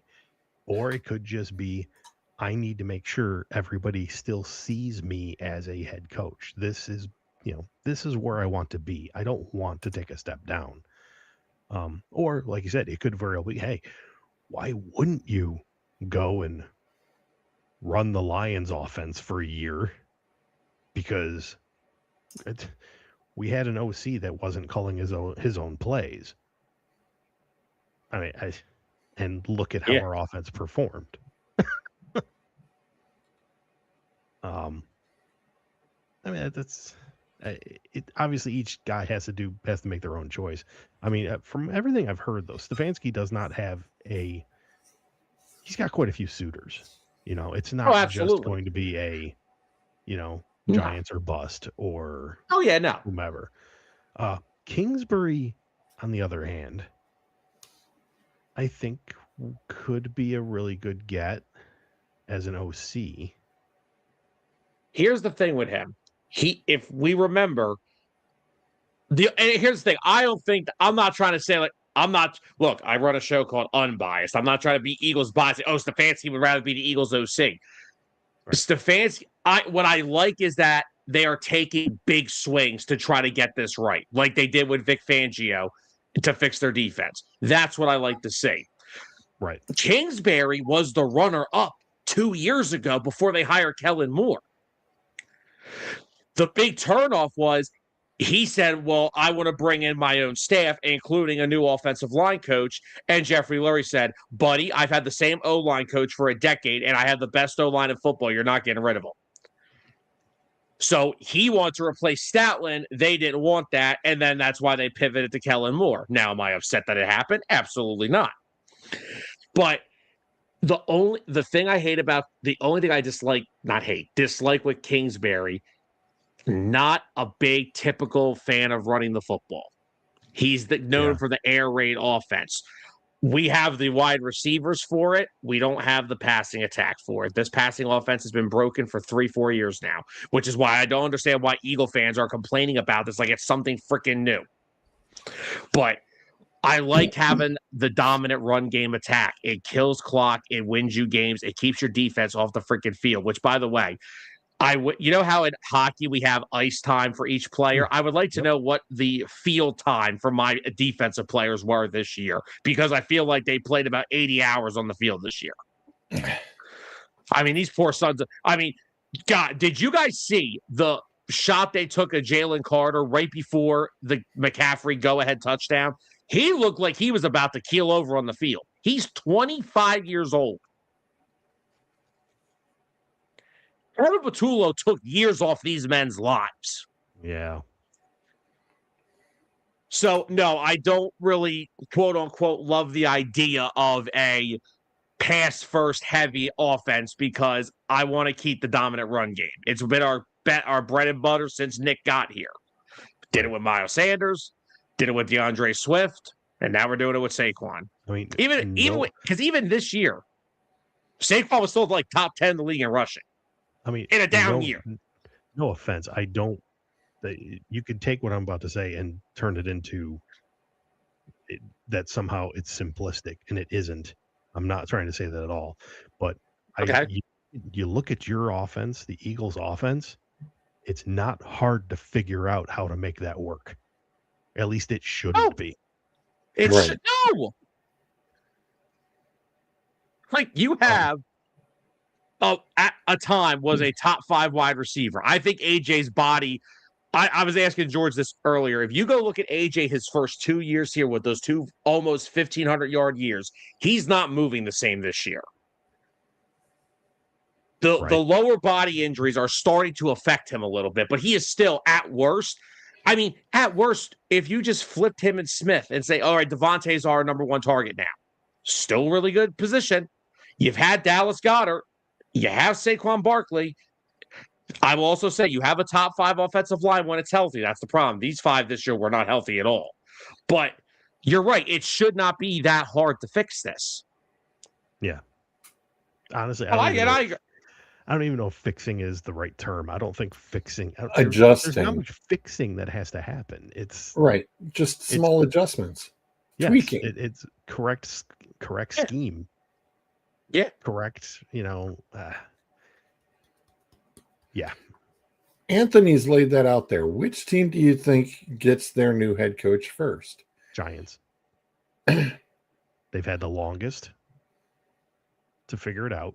And granted, new names have popped up, but I think they are kind of the linchpin right now. I think they're going to make their choice. And I said it from the beginning. It's like Stefanski was their guy unless Harbaugh got fired. Harbaugh got fired. They got 2 guys. That's who they're focused on. And it's a matter of, can they figure out a deal for one of those 2 guys? And then the other one needs to figure out where they're going to go from there. Yeah, because I'm in pure belief that I believe as far as Cleveland goes, I think that Schwartz is going to probably just get promoted within. Yeah, y'all have been awful. I don't think that Harbaugh, even though as much as Harbaugh has Cleveland ties, I don't think it's going to happen. And I think they're good because Cleveland wants to keep the OC. And they really want to keep Schwartz as a DC if they don't turn around and have him as a head coach. So they're already pretty much saying, all we need is just the head coach. You've already got your staff here. So if neither guy comes in or whoever comes in, whether it be even McDaniel, I think that they're going, well, we kind of wanted our own guys, and then that's why I think that Cleveland's probably just going to settle with promoting from within. First of all, if I'm any team that it gets below 40 degrees and I'm interviewing McDaniel, I'm concerned. But anyway, that's a joke for another day. Here's the thing. The one thing we know about the Cleveland Browns right now is that Watson thing is going to screw them until he is no longer there. Yes. They are. Jim Schwartz actually right now is probably a perfect hire. Get him to get you the hell out of that situation. Then start looking ahead to the future. Right now, your focus needs to be getting the hell out of that situation.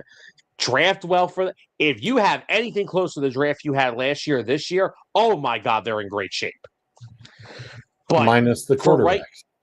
Well, yes, minus that, yes. But if you just let Jim Schwartz coach for the next few years, what are you competing for the next 2 years? Who sucks more, you or the Bengals? Okay, whatever. Well, Zappy's already gone. You already heard that. Zappy went to the Jets this morning. Oh God, that's even worse. Yeah, Zappy went to the Jets this morning. So yes, the Jets signed Zappy this morning. He's still in the league? Yeah. Hang on. So, claimed off of practice squad? Mm-hmm. Yeah. Okay, what's the... Yeah, you're still active business. No, I understand. I get it. I'm trying to think what they get out of it. Hang on. So, no, this is the time of year you can sign players to futures deals. So, because the Eagles just did. I thought futures deals weren't until after the last game is played. We just signed. You remember Carson Steele, the running back for the Chiefs? Right. We just got him on a futures deal today. Okay. All right. Yeah, no, futures deals can be done after your season's over. Gotcha. You start raiding practice squads. Yeah. Oh. And when I say this was early this morning, it was around 10 o'clock this morning. Yeah, it's a reserve futures contract. There you go. Pellisario kicked it off because I came across it ironically on my MSN and I went, it says Browns quarterback already gone. And I'm sitting here going, excuse me? Wait a minute. What? Hold on. I got a Pelissero tweet here if you're interested. Shoot. I don't mind Tom at all. I don't mind Tom one bit. Tom's good. Oh, I love Tom. Former Ravens coach John Harbaugh continues to gather information on potential destinations, and the expectations are he'll interview with the Giants, Titans, and Falcons by the end of the week. Other teams remain interested, but those three appear to have the inside track. Yeah, but we went over what's there in Tennessee. Okay, here's what's in Tennessee. Tennessee they have good pieces on defense. They haven't put it all together. They've got some really good pieces there. They have a potential quarterback already in Cam Ward who has looked like the deal in spots, and then in other spots not so much. Right. You also have very good draft pick, and you have $100 million in cap space. Okay. Get who you want. And you probably bring in your own OC, which is what he wants to do. Sam and I talked about that too. Yeah, I said I think Cleveland's totally out. No, because then he's going to take Monken away, and I want him in Philly as my OC. Yeah, no matter wherever Harbaugh goes, I think Monken goes with him. Yeah. I think that's... Well, now, wait, let me ask you this one. Would he pick between him and Greg Roman, who got fired today from the Chargers? Because Roman used to be his OC in Baltimore, too. Would he pick? Or do you think it's Monken or nothing? Yeah, that was an interesting release, wasn't it? I mean, regardless of the name of your show, I am biased, and I'm not a Greg Roman fan. I take No, Kevin Patullo. I think especially because he took the bullet for his OC from Baltimore. Yes, he's bringing him with him. Greg Roman just took the bullet for the entire offensive line room in LA. What the hell are we talking about? And hold on. So I understand I'm being biased, but unbiased. After what I just watched with Kevin Patullo, Greg Roman looks like Ben Johnson to me right now. Right. That's how bad I have it up right now. I hear you. So does Greg Roman get consideration then for a coaching spot? No. Head coaching or OC? Either. It's hard to go from getting fired to becoming getting a promotion. Like Roman would be like in the stage 3 set of interviews. Oh, so you mean a Tampa Bay replacement for next year? I'm talking Arizona. Ooh, oh, damn. Ow. Ooh. I was literally when you brought up the thing about Stefanski or Kingsbury, we've discussed Stefanski to death. Yeah. Kingsbury to me is that level of potential head coach that I think the only opening right now that would go for him is the one that already had him. That's what I thought. It's like, could we see a reunion? No, because they've been there, done that. I don't see them doing it again. But was it really his fault? Kubiak still is waiting because he's in the playoffs. Remember, there's a lot of teams still waiting on the Kubiak thing. You are. That's definitely a name that teams are waiting for. And he interviewed with almost, I believe, all of them. If I'm not mistaken. I mean, I saw that on Twitter. It's like, we just finished interviewing Kubiak. Then somebody else, 2 hours later, we just finished interviewing him. Then somebody else said, we just finished it. I was like, Jesus, this dude's getting around through the Zoom. I mean, you want to talk about easy when you're on Zoom. Yeah, I was impressed. I was like, thank God he doesn't have to fly everywhere. Imagine how much money he'd be spending on flights if there was no such thing as Zoom. No, whoever wants you pays for the flight because they want a lot of money. They want to see you.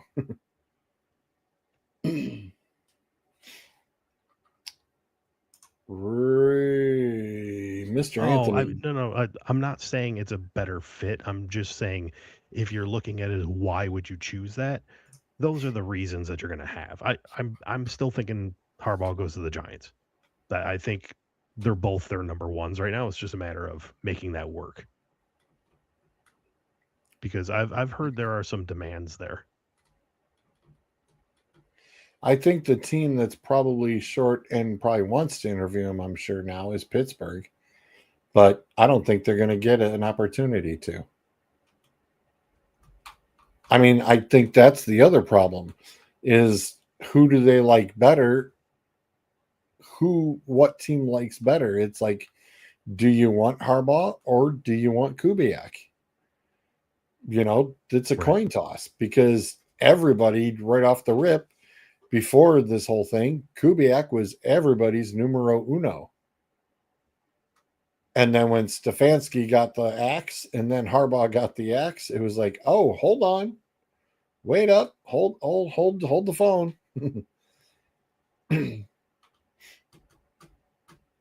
So, yes, let's not forget that certain teams are waiting for Kubiak to finish. And if by some miracle it happens on Saturday night, we could find out by Sunday who Kubiak would go. But remember, you don't want to be the guy. You don't want to be the team that waits too long and doesn't get your guy. Right, but I don't think that they can announce it until after he's done. Definitely not. Definitely not. So it's like you have to wait. And it's why do you think we fired Patullo when we did? Right. We fired Kevin Patullo faster than we fired Brian Johnson 2 years ago. They waited. No, I'm serious. No, I'm serious. They waited 9 days before that. They fired this son of a bitch 2 days later.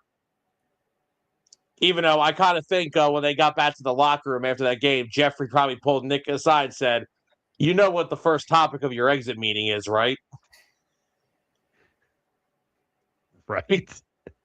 Well, no, because the thing was, because people in this city, guys, we see NFL franchises like, no offense, George, the Browns, the Titans, right? And I got idiots in this city. They're firing the head coach who's won 11 games 4 straight years and just been to 2 Super Bowls. That's what we do here. We want the head coach fired. And I made the assumption. Here was what I said.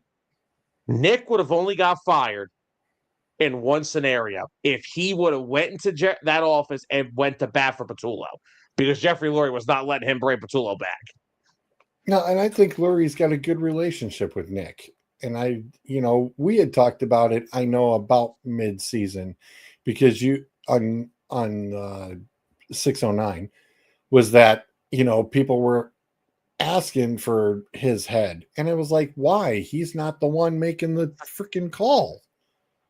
Yes, but then you clearly brought up your OC and said, if he doesn't get his act together, he's gone. And week by week, you just kept bringing him up, going, it's not looking good for him. It's not looking good. And sure enough, that's the other point that I've been trying to make. Why are you going to fire a coach that has given you the best stretch of football in your organization since Andy Reid left? Yeah, and he has consistency. You've got consistency with that. It's kind of, like, hey, listen, Pittsburgh and Baltimore both had strong consistency for a very long period of time. They both now feel that they need to go other directions. They feel that the game has passed these guys by. Yeah. We sure as hell know it did for Pete Carroll. What the Raiders were thinking is still beyond me. Hold on. You use the Raiders and thinking in the same sentence. That's the problem right there. It's an oxymoron. My fault. I'm sorry. I apologize. It's the meds. It's kicking in. Yeah, I was going to say, yep, that's what we're blaming it on. Yes. The meds have turned him into a part-timer like Brock Lesnar, so me and Zoe kind of have to. I told you, George, when you said you pulled the trigger on changing the name, I swear to God, I thought I was going to pull that up and it was going to say Medicated Aces. I swear to you. Is it sad that I kind of like the sound of it? I tinkered with it. I did tinker with it with a little medical cross. I did tinker with it. I'm not going to lie. Because when you said that to me, I was just like, oh my God, this would be hilarious. I almost did it. Medicated Aces. Jesus. What are we doing? Almost did it. Almost. It would have been good. You guys. It was just the timing of it. That's all. Right. So an awesome little piece that I've got next, of course, is our weekend. And thank God there's no NFL ignorance for a dang Monday Night Football game, because that's just stupid. A lot of people were really upset with having the stupid game last night. Yeah. It is what it is. There was no point to that. I mean, you obviously can do 3 games without rolling over from one to another or one on top of another on Sunday. Why the hell can't you do it on Saturday? Right. It just made no sense at all. The number 1 seeds, no respect. They both got thrown on Saturday. Yeah. It's like, they've been sitting around not doing nothing. Yeah, it's like, oh, okay. Hurry up and get them in. Let's kick off on the AFC side right underneath me here. Got the Broncos against the Bills.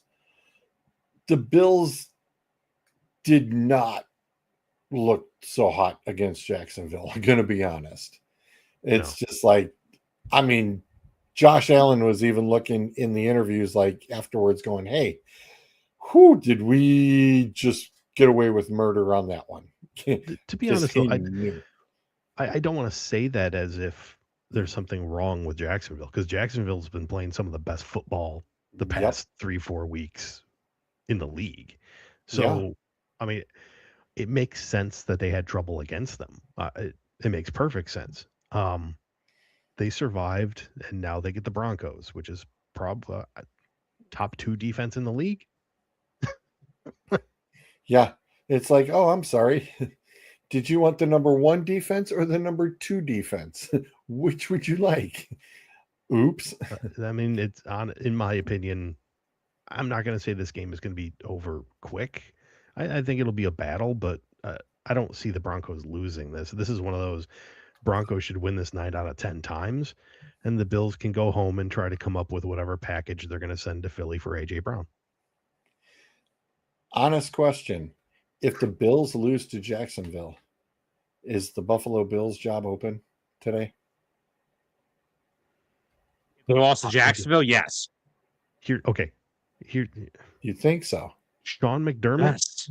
Yeah. Sean McDermott? No. I'm the asking. GM? Yes. Without a doubt. Really? Yes. I'm listening. Look how this team is built. Really shit. What the hell is Allen supposed to do except get his ass kicked by running on every damn play? You've gotten that man no help in the wide receiver department. I swear. You have a running back that thank God can catch, and you have 2 tight ends. Yeah. Those are your receivers. Which is sad. Speaking of which, Zoll, for bringing up the A.J. Brown thing, that's where the package is starting. I want one of those too. Okay. Well, no, because here's the thing, right? Dallas Goedert is a free agent, and yes, he was healthy this year, but he's going to be a 32-year-old tight end who's going to want a big payday. I'd rather just trade for one of the two. If you're going to trade A.J. to Buffalo, which, of course, win for us, out of conference, and even if it's Dawson Knox, I'll take him. Because the problem is, it's not just that Dallas Goedert's a free agent. All of our tight ends on our roster are free agents. Sir, are you interested in giving me Sam Laporta for a 5th rounder? No. No, I don't think they're going to. Perhaps I'll give you his ACL. Or a Tesla. That joke ran out of gas. I'm sorry. That joke ran out of gas. Yeah, right. Anthony. Yeah, let's just keep rolling with it. Keep rolling with it. In response to Anthony's comment, which I saw, I'm going to say this. Even I think it's too early for mock drafts, okay? Yes. Oh, God. Oh, Fred, 5 Eagles won Sunday night. Don't get me wrong. I'm not saying I haven't looked at them. I am not at the point where I'm even going to give it the tiniest bit of analysis. It's purely just for entertainment purposes. The second week of March, I might start looking.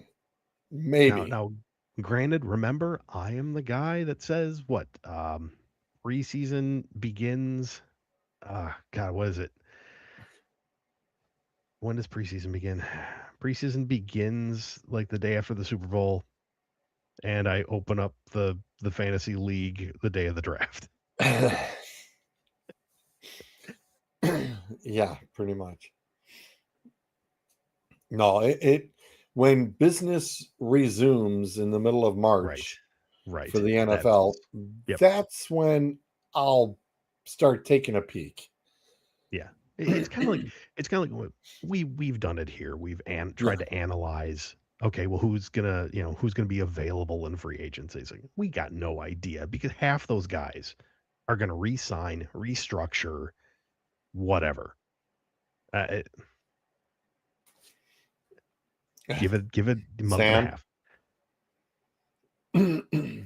Eagles draft Morgan Ducks tight end by send you a picture. Anthony's gonna buy an Eagles jersey. The only thing that sucks about that is I love Kenyon Sadiq. He's a monster, but we've got other glaring problems because I have no idea if Lane Johnson's body works right now. So I need to start figuring out what the hell to do about him. You know what really, really sucks? This is going to be the second draft in a row where I feel what Philly needs in the draft is almost the same as what Detroit needs in the draft. Healthy offensive lineman. Yeah. Yeah. But again, that's why us and you are as dominant as we are, because we focus on the most important thing. I will say, I'm not trying to sound like an ass or try to put myself up here. I think we have prioritized our defensive line a little more than you guys have, which I think is hurting you guys because as great as Aiden Hutchinson is, some bitch needs some help. You know what? I'm going to answer that just by saying it's like, I'm going to take it away from the draft because I think we draft similarly and we both draft well. Yes. The issue, you guys are actually willing to do moves other than the draft. Like trade deadline moves. True. You're actually willing to do that. True. Our guy here so far is not. And I'm going to go out, and I know this is going to be the big unpopular comment of the week. Cleveland is not, no matter how much everybody's like, oh, this is what we need. No, you do not need another quarterback, folks. Sorry. You will deal with what you have and have to live through that disaster because you have other pieces you have to fulfill first right now. Sir, you will get Drew Aller and like it. Nope, I'm sorry. You won't. And I know that that's going to be a very unpopular thing, but I'm sorry, folks. No, you're not getting a quarterback. If anything, the first smart money thing you should be doing is you should be looking at either an offensive lineman or a wide receiver. That's where you should be starting. That's where I believe, and especially because what you've got almost left behind Isaiah Bond is not looking too pretty. And you already cut Bell, so guess what? You need something, and you need something big. Arnell Tate. They can only hope that he's still there. What are they picking? 6th, I believe. He'll be there. And if it's not him, then it's Jordan Tyson from Arizona State. They're both going to be studs. It don't matter. What do you know? Just for entertainment purposes, I pulled up Pro Football Network uploaded a draft today. Did they really? At 6, Who are we taking? Carnell Tate goes to Cleveland. Oh, wow. Tate going to the Giants? No. Some bitch Giants better be drafted an offensive lineman. Stop with the why. Why do you need him? If you re-sign Wan'Dale Robinson, you'll have him, Malik Neighbors. No, you need to draft an offensive lineman. They had the Giants taking Keldrick Falk, defensive end from Auburn. Or edge from Auburn. Okay. Is Joe Shane making this up? Is making this shit up himself? They're doing the opposite of the Detroit Lions strategy. They're drafting all the edges. Who do they have us taking? At 23, Brandon Cease, cornerback from South Carolina. Not completely out of the idea. We don't have really a legit long-term answer. I mean, Adoree Jackson did well for us in the second half of the year, but I don't think I'm doing that in the first round. I got too many other problems. Okay. I'm Xing out this webpage because we haven't even had combine invites go out yet. Yeah, that's...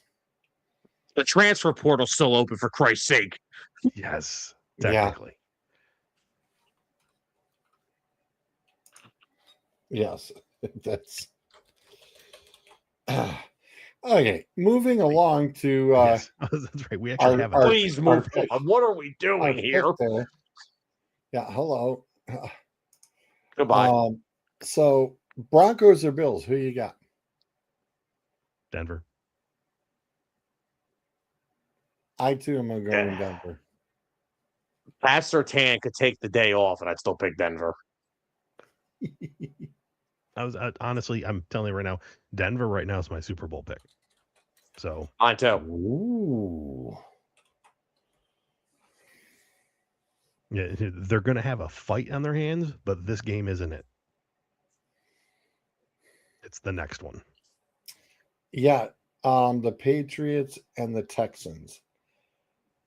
After watching the Patriots bull rush and blitz the schneid out of Herbert.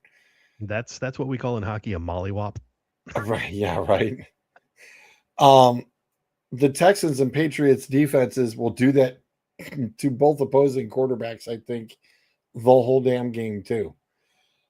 This thing's going to be low scoring. I mean, seriously low scoring. If you like defenses that get to the quarterback, this is a fun game to watch. Yep. This is going to be your game. This is going to be a very, very big game. That's, I mean, insanity right there on how defensive that game is going to be. Watch final scores will be 37-34 because we're talking about this. I mean, New England's only favored by 3, so that's the home points right there. Yeah, it's Sam. It's gonna be that score you said. What was it? What'd you say? 37-34. Yeah, and there's gonna be like 5 pick sixes. Oh shit!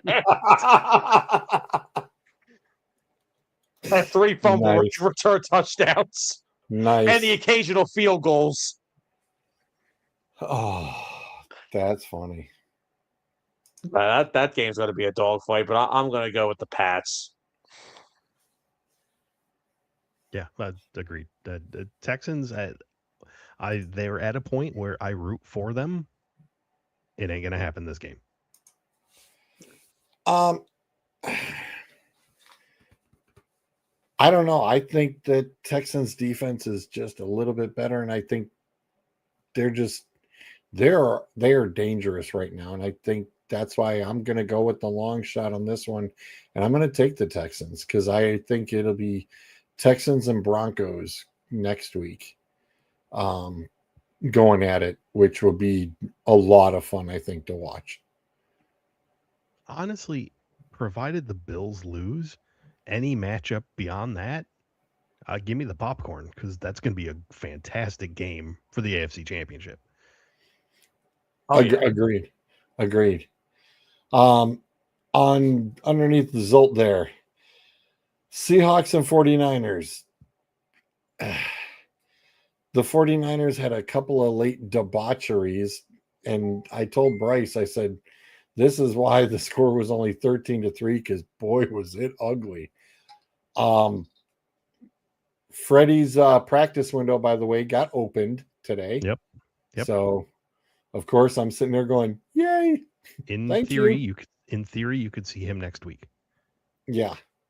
So I was like, a little late, but still, thank you. If the miracle happens, I'm going to say if. But the Seahawks have been so damn solid. It's spooky, but like they brought Sam, like I've been watching Get Up as well and having it playing. It's like they're waiting for the Sam Darnold to see ghosts and screw up. And that's what everybody's waiting on. And they're like, could it happen the second time around here? And I was just like, the way I look at it is, it's always tough to play in a division opponent a third time. And I love, like, first of all, when the coach of the year is voted on, it should be Kyle Shanahan. I understand all the other names and what they've done. This guy is in the divisional round, and he's on like his 19th string linebacker, his 80th defensive end, his 450th wide receiver. Like, the guy literally deserves to be coach of the year for what he's accomplished this year. However, they're not going against Kevin Patullo this week. They're going against Kubiak and Mike McDonald and that fucking Seahawks defense, which I love so much. I think I'm going to roll with the Seahawks in this one. Respectfully.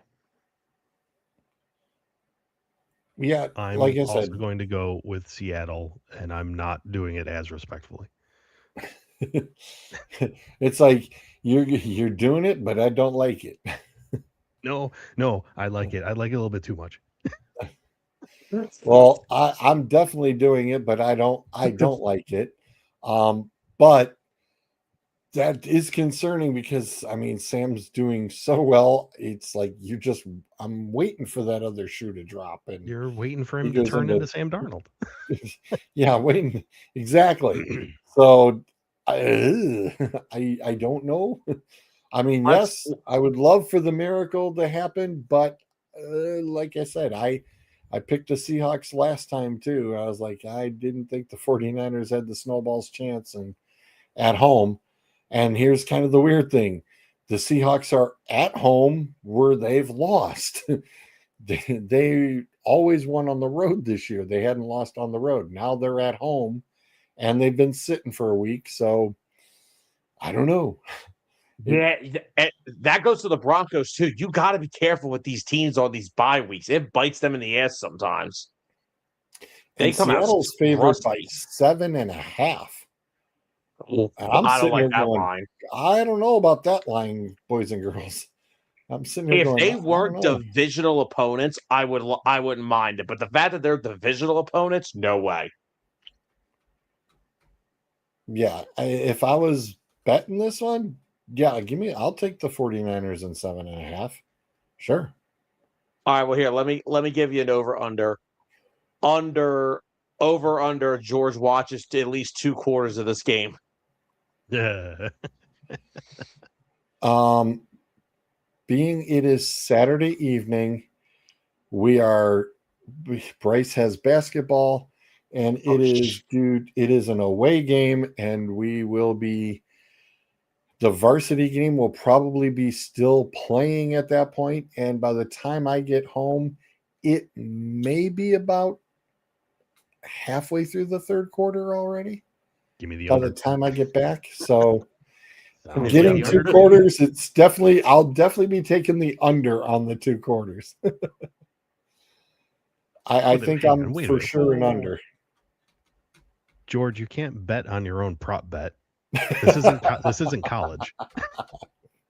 Well, they're gonna think this shit's rigged. Touche. George, I gave you the script. Oh, see, now you made me admit it. I gave a script. Son of a bitch. Now we know what DA stands for. Dumbasses After Dark. Sir, it always has. Oh, the Bears are at home and are underdogs again. Apparently, Ben Johnson likes it this way. The Rams are favored by 3.5. Matthew Stafford and Chicago. Interesting history there. Very interesting history. And I'm like, how well does Puka do in the cold?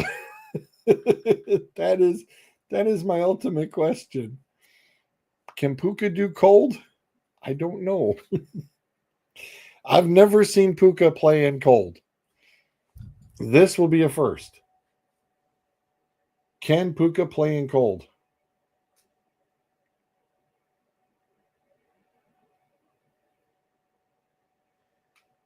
I have a different question for this game. Shoot. When the fourth quarter comes, can the Bears make up 14 points against the Rams? And the answer is no. We already kind of saw the struggles that their defense had with the Packers, who were not a healthy offense. And let's be real. I know I gave them props earlier. I like their wide receivers. They are not Puka Nacua and Devontae Adams. Right. Or Mr. Corum, for that matter. Or Williams. Yeah, they started using him in the past game. I was like, where the hell was this one I needed in fantasy football, you jackasses? Yeah, they were like, oh, the hell with you. Blake Corum it is. Look, even in the NFL, I'm still getting screwed by freaking Michigan players. Is what we Pain do. of a Penn State fan.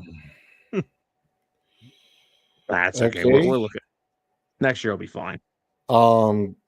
They are expecting some snow and about 25-mile-an-hour winds for that game. Oh, right. Oh, it is January. the temperature, by the way, 18 with the wind chill of 6. Okay. I mean, Chicago in January, man. Gonna be fun when Mother Nature decides to step in. It's always fun when Mother Nature steps in. I do like when Mother Nature steps in and says, "Hey, here, try this." I mean, how much fun is it watching a fog bowl game, Dave? Right. Those fog bowl games, those fog bowl games in Chicago are hilarious to watch. I mean, absolutely hysterical. Real quick before I think you may have a fibber for us. Tomorrow night on Talking About Balls, Justin and Kyle are going to be going over, a lot of similar stuff we're going over, especially everything Cleveland related. And an interesting name under his coaching search update, I had to do a double take because I went, huh? Almost to the whole Tim Allen. He noted down Nick Saban. Look at Zolt. Wow, Zolt. That's a good one too. That's okay. Sam's trying for the rock eyebrow. But to watch Zolt's veins go like this was like, what? I will not say never, because I mean I've seen Bill Belichick go to North Carolina. Yeah, but no.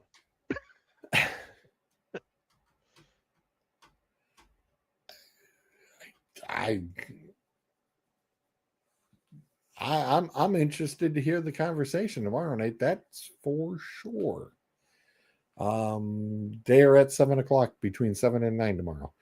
Catch them tomorrow to follow up with that interesting conversation, because that's gonna be a fun one for sure. I'm staying away from that. Yeah. Well, I can't. I'm the producer, so no, not the show, just that the whole stuff. Even I'm interested to hear what that where that one came from, because wow. My friend Matt had been texting me a little bit, and he's mentioning Udinski, Shielhaus pitcher, and Dirty. McDaniel likely only established coach they have a chance with, though. QB room kills any chance with Harbaugh, and he wants warm weather.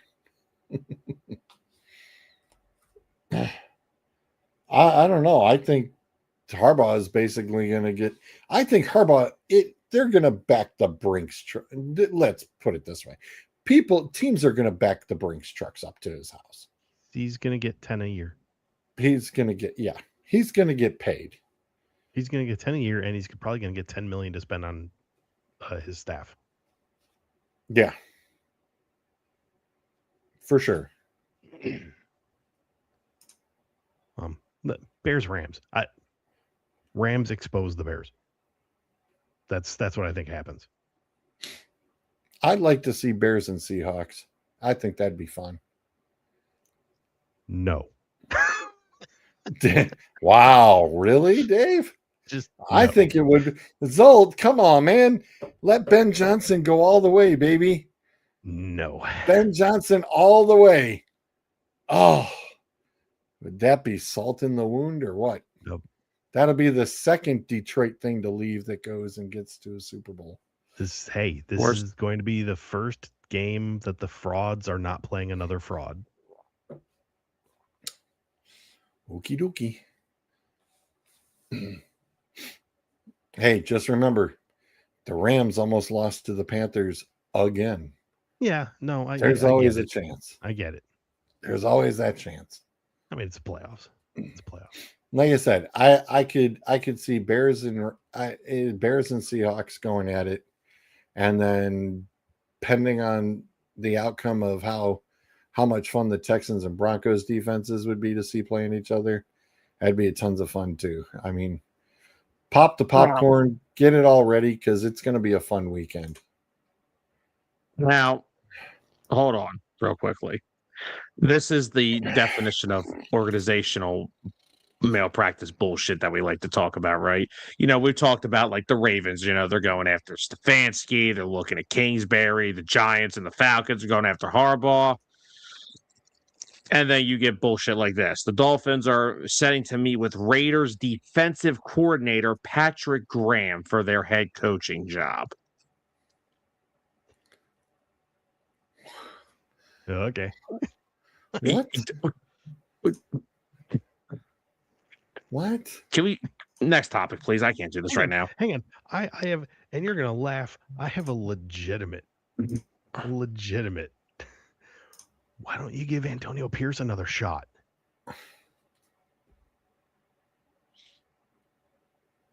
After you canned him after 1 year. I mean, they're still paying him. Right. Just bring him back.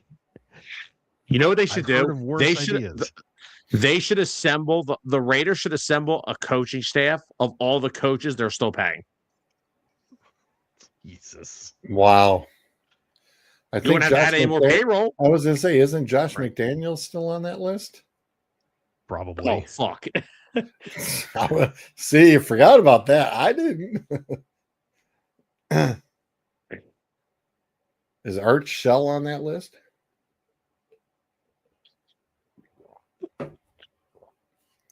What do we have next? Zolt's probably got to fill in the blank. I do. However, before we get to that, I do want to bring up two things that I've heard a couple times now, this over the weekend and now today, that I just want to make sure our opinions align, and they're both to do with college football. Apparently coaches got together and have asked for a rule change as far as redshirting. They want to move it from 4 games to 9.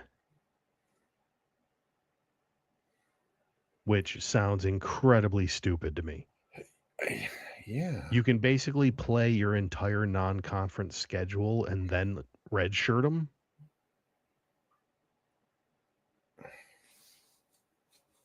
Get the hell out of here. This screams to me as like some upper echelon schools that want to just be able to use playing time as more of an incentive. I don't know. I just literally the coaches have supposedly gotten together and sent this up for review to whatever the hell competition committee the NC2A uses, that, hey, we want to make this a rule change. I'm okay if you want to make it up to like 5 or 6 games, but that's 6 got to be the top bar. I mean, you can't go beyond that. If it's a medical thing beyond that, you have medical red shirts. That's a separate category. That's exactly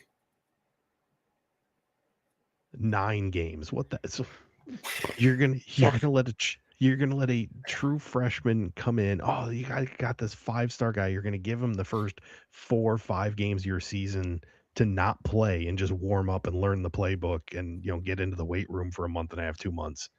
And then you're going to throw him out there for the rest of your season in the college football playoff. Oh, but that didn't count. He still has all of his eligibility left because now we're redshirting him. How stupid Oh my God. is that? Diego Pavia is going to find a way to go back to school. Jesus. We're going to have a 40-year-old Heisman candidate. Anyway, I heard that. I thought it was extremely stupid. Yeah. I think that's absolutely terrible. And then on the topic of extremely stupid, let's go to the Big Ten. So, we have until the end of January to actually figure out if we're going to go take the college football playoff to 16 teams or whatever, because they still haven't figured that out. And eventually they have a cutoff here. The Big Ten has told the SEC, who's all in on 16 teams, the Big Ten has told them, okay, we will agree to go to 16 teams. In return, after X number of years, we take it to 24.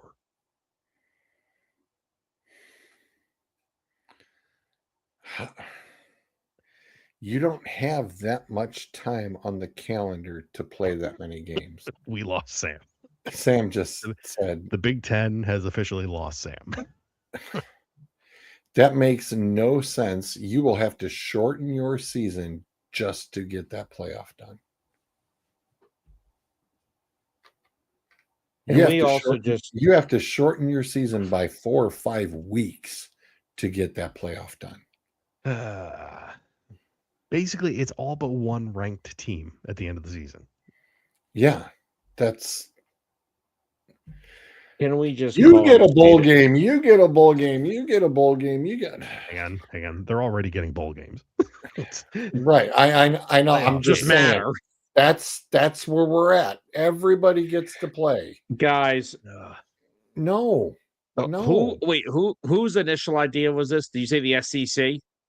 The SEC was 100% behind going to 16 teams. The entire argument has been who gets in those 16. Who are the automatic qualifiers, etc.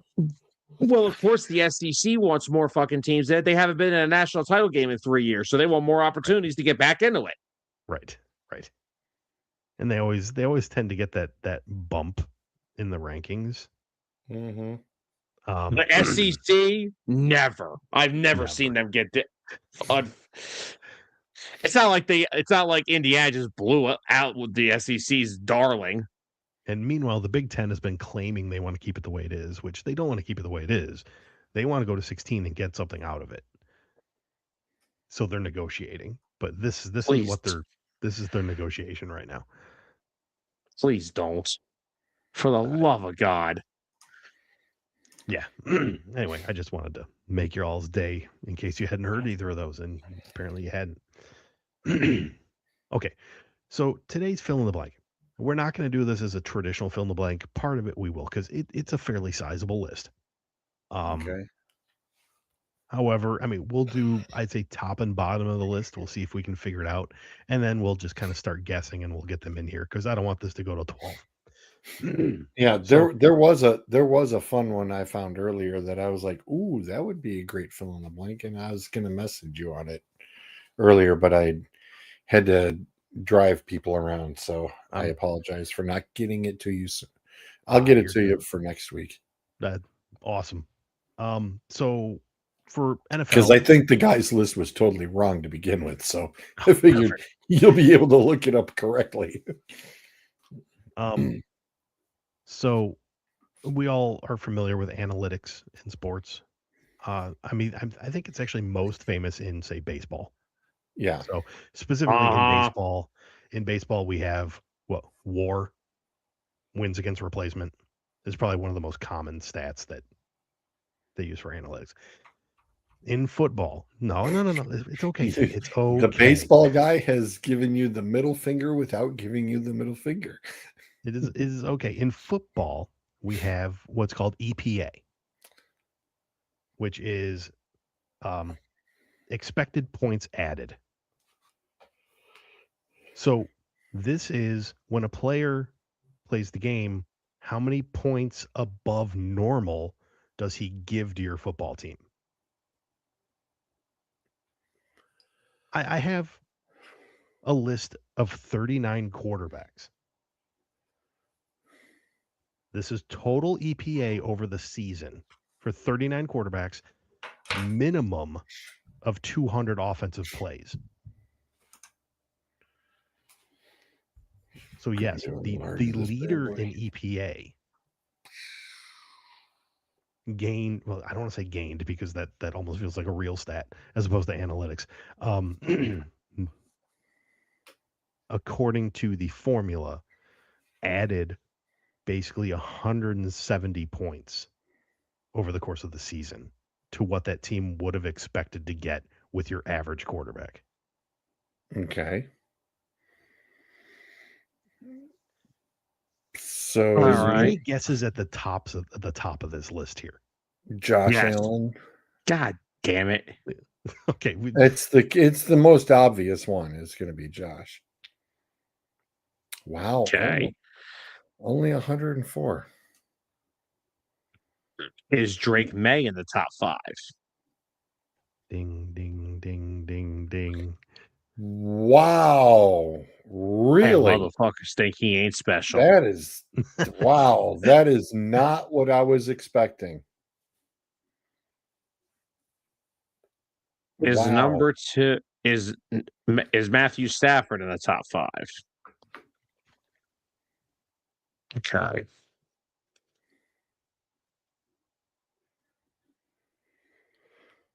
I will give a hint for number 2. Not in the playoffs. I should Burrow? Say not currently in the playoffs. Lamar? Is it Burrow? It's neither of those. Mahomes? Nope. Not in the playoffs. Not in the playoffs as in eliminated or not in at all? He's not currently in the playoffs. He's not currently in the playoff. Jordan Love? Oh, hey, Anthony. How you doing? Says he was getting on me about Jordan Love earlier. Oh. All right. Okay. Again, I don't want to. We don't have to sit Right. here and try to figure out every slot. Let's go to the bottom. The minuses. Let's go to the very bottom. Any Cleveland quarterback. I was going to say all 3 Cleveland quarterbacks. Okay. Hang on. We'll get there. Put Dylan and Sandy. I was going to say, which one do you think this is? Both. Oh, which one? Because I got news for you. Hang on. That one? Hang on. All 3 of them qualify for this list. Oh, all 3 had over 200 plays. Really? Flacco had over 200? He had 455 offensive plays. Okay. Wow. Okay. Huh. It's been so long since they had to worry about him. I will the minus 59. Yes. Give me Dylan there. Okay. It is not Dylan. It is in fact. It's Shedeur. I really didn't want it to be Shedeur, but okay. That's the worst of the 3. I will tell you the other 2 are next to each other. And it's the 43-52 and the 45-56. Wow. Ouch. That does not bode well. That does not say a lot for Cleveland. Ew. Is the very last one Geno? The very last one is not Geno, but you are so damn close. Oh, I was gonna say I was expecting Geno. Kyler is it Kyler? I don't know. Hang on, let me see if Kyler had enough. He might not have had enough plays, frankly. And it doesn't count. He doesn't get on the list because he didn't have did enough. Make the list. He had 206. The cutoff was 200. Oh, that's funny. He was actually positive. Wow. There's a shock. Who's worse than All Geno? right. Here's the thing. It's not necessarily a quarterback that's worse. It's just the results were worse. AFC or NFC for that last one? AFC. AFC? Mm-hmm. Cam Ward. Yeah. That's disappointing. That Titans 40 team is dog shit. 46. Yeah, but I thought he 46. was doing better than that, though, because the Titans were into some of those games. I What didn't the think fuck it was game were gonna you be that. watching? They were. Listen, I'm just saying. Well, trust me, I watched Cleveland and Tennessee. He looked like a freaking rock star. All right, I'm gonna go slide over up to the number 5. Oh, okay. Is number 5 Jared Goff? Hang on. It is not Goff. You were not far from it, though. I'm going to go ahead and throw Goff in here. Okay. Number Any other 5. Is that Sam Darnold? No, sir. Is number 5? Just saying. Give me a conference for number 5. AFC. Fuck, there goes my guesses. Lamar? Nope. It's not Don't tell me Mahomes. Rodgers. Get the No. fuck out of here. It's Thank not you. Rodgers. Thank you. Daniel Jones? Oh, I forgot about No. Daniel. I'm going to go ahead and put Danny Dimes in here. Wow. Wow. Hey, listen. Wait. Hey, a top 10? Okay. Hey. Number 5 is Trevor Lawrence. Is not Trevor Good Lawrence. guess. Trevor Wow. did Just fairly outside well, the top though. 10. Wow.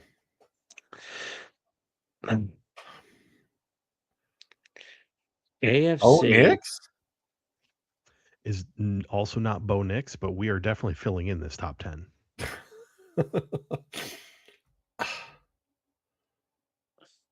You've said his name when you were looking for the top 4. I just didn't fill it in. Burrow? Nope.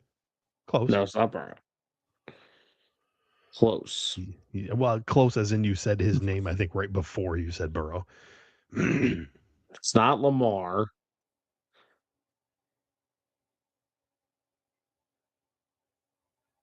Come on. Didn't make the playoffs. What a travesty. Mahomes? Yes. Oh, shit. Okay. NFC. Not Is a this playoff Jalen? team. Oh, not a playoff team.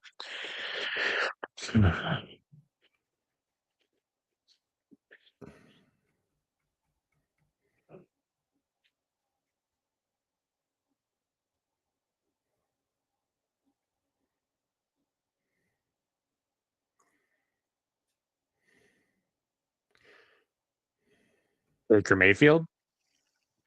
No. Baker, Not a in bad fact, is guess. down here. Oh. Okay.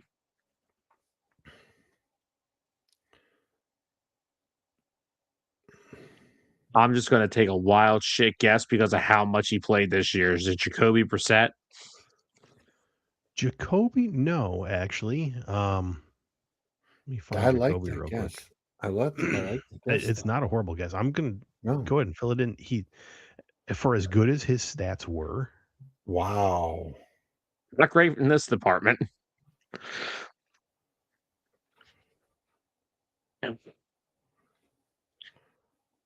Jaden Daniels? No, in fact, Jaden Daniels was negative. Oh, shit. Yeah, rough year. All right. What Is the it hell? Dak? Go with Dart? There you go. Dak? That offense. friggin' clicked. Yeah. Finally, of course, I didn't pick any of it on my fantasy squads. Of course, I did. I did. And I traded for one of them too. I take that back. I think I had CD Lamb in one of them, and then CD got hurt. I had CD in my one league. I had Pickens in the DA league. Yeah, I had Pickens in multiple leagues, which thank you. Then I traded for Javonte Williams, and he got hurt. Yes, and I had Javonte. No, that's right. I drafted Javonte. That's right. I drafted Javonte in a couple. Right, number 9, NFC. Is that Caleb Williams? Is not Caleb. We'll go ahead and put Caleb here. Oh, right outside. Okay, just outside. Is it Jalen Hurts? No, Jalen is. Okay.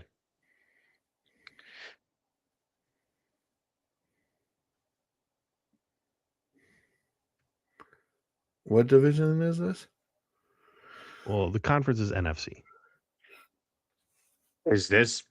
I'm going to take a step. Is this Brock Purdy? Brock Purdy. Yeah, it's the only other one left I could think of. Put some speck on that man's name. Nah, don't have to. AFC. David Salt. Hey, what conference is this again? This is AFC. Okay. Again, is this Joe Burrow? It is not. Let me find Joe Burrow and get him in here so we can get him off the list. Is this Herbert? No, Herbert. Okay. Is this Lamar? Wait, is this Lamar? No. Jesus Christmas. We're getting good at hitting the the 20 range here. We're getting good at hitting everyone but the one we're guessing. But the ones we want. Yeah. Is that Lamar? I just said Lamar. It's down there at 20. I'm sorry. They're kicking in, I know. Oh, yeah, horribly. Oh my God. Dumb guess.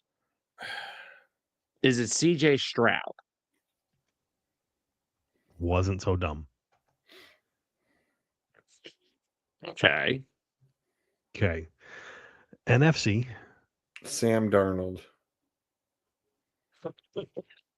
You knew he was going to be there somewhere. Yep, he had to be there somewhere. Because he wasn't that bad. Okay. NFC. Situation where he played 341 offensive snaps. The team's starter played 328. J.J. McCarthy? It's not. J.J. McCarthy is technically the starter. Thank you very much. And thank you for thinking J.J. McCarthy's actually going to be positive on this list. I was looking at 30. I was looking at 36 when I was thinking about him, though. I'm not going to lie. Here's a hint. He is not. Okay. I was looking at 36, though, when I was thinking, who else sucked that bad? Oh, JJ did. No, 30, you're still positive. You're top 20 in the league. So wait. Go back. NFC. And NFC. This player had 341 offensive snaps in the regular season. The starting quarterback for that team had 328. It's not Jackson Dart. Because Russell Wilson started. Although I was going to say, he's got to be close. He's there. Oh, is Russell Wilson 36? No. No. Is this? Hang on. Did Russell Wilson even qualify? Let me find him. I'm curious. Ooh, good question. No, Russell Wilson only played 147 snaps. Is this Tyler Shuck? From It is Oh, I not. forgot about the New Orleans kid. That's right. Tyler Shuck did qualify. I'll go ahead and put him in. You just didn't have he was much a around negative. him. I mean, Yeah. I'm shocked That's that it's crazy. negative. Yeah. I mean, because he did not do that bad.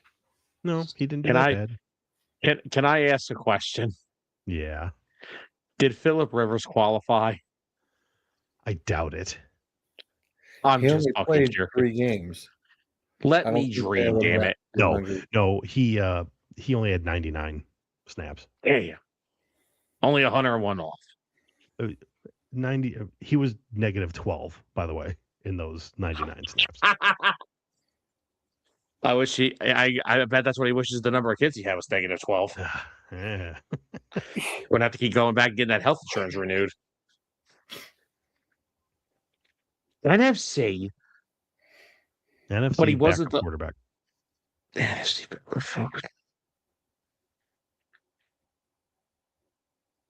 Marcus You're gonna kick Mariota. yourselves. Mm, Nope, it's not Mark. Marcus actually made the list though. Where is he? And he was positive.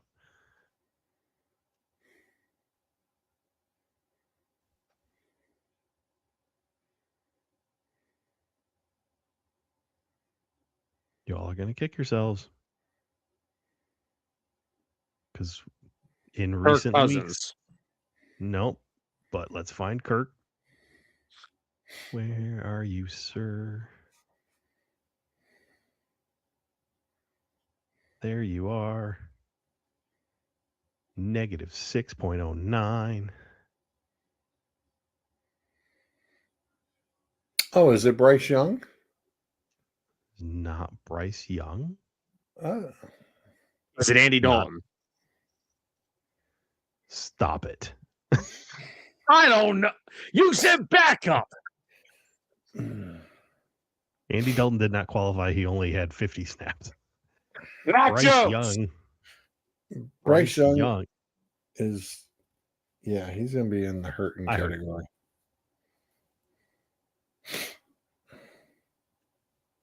Let's go. Mac Jones, really? Mac attack. Wow. Wow. I was thinking, like, who the hell was hurt this year? Oh, Brock Purdy. All right. We're gonna switch gears and we're gonna do the fun part. Negative 46. NFC. Spencer Rattler. Did he play? Yes, he did. No, actually, Spencer was actually better than that. Wow.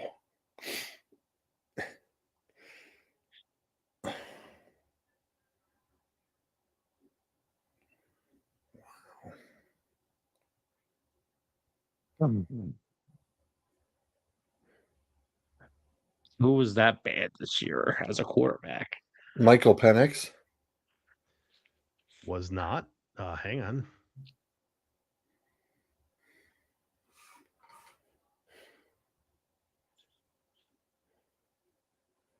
Like if Kurt's on there, Penix has got to be on there. Huh. And it was positive. He was. Huh. Right, that's gonna be their excuse to keep him.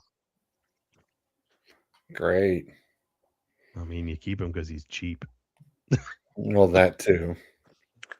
Yeah, he breaks. Jameis Winston? Let me see if Winston. I don't think Winston.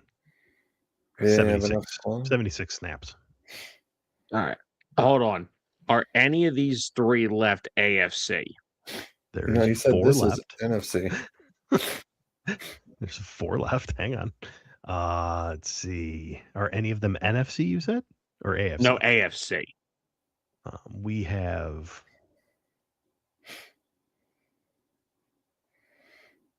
Okay, we have 3 AFC. Is one of them 46 is the only NFC. Okay. Well, I'm taking a stab at one of the AFCs. Is one of them Davis Mills? No. Okay. Mills, 180 snaps. Oh, so close. Just missed it. He was Why not? negative 16. Is Aaron Rodgers one of the AFCs? Okay. Yeah, I was going to say, I just forgot about him. Trust me, a lot of us did. More of us wanted to. Right?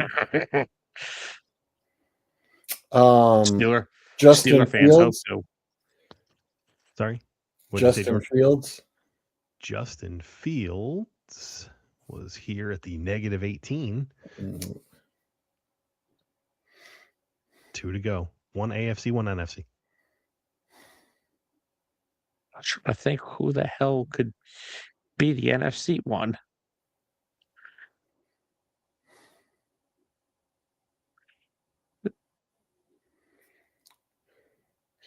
We got everybody from the NFC West. So that's out. We did the NFC East. We did Washington's New York Giants. We did Philly. And we did Dallas. So that only leaves, well, we did NFC Souths.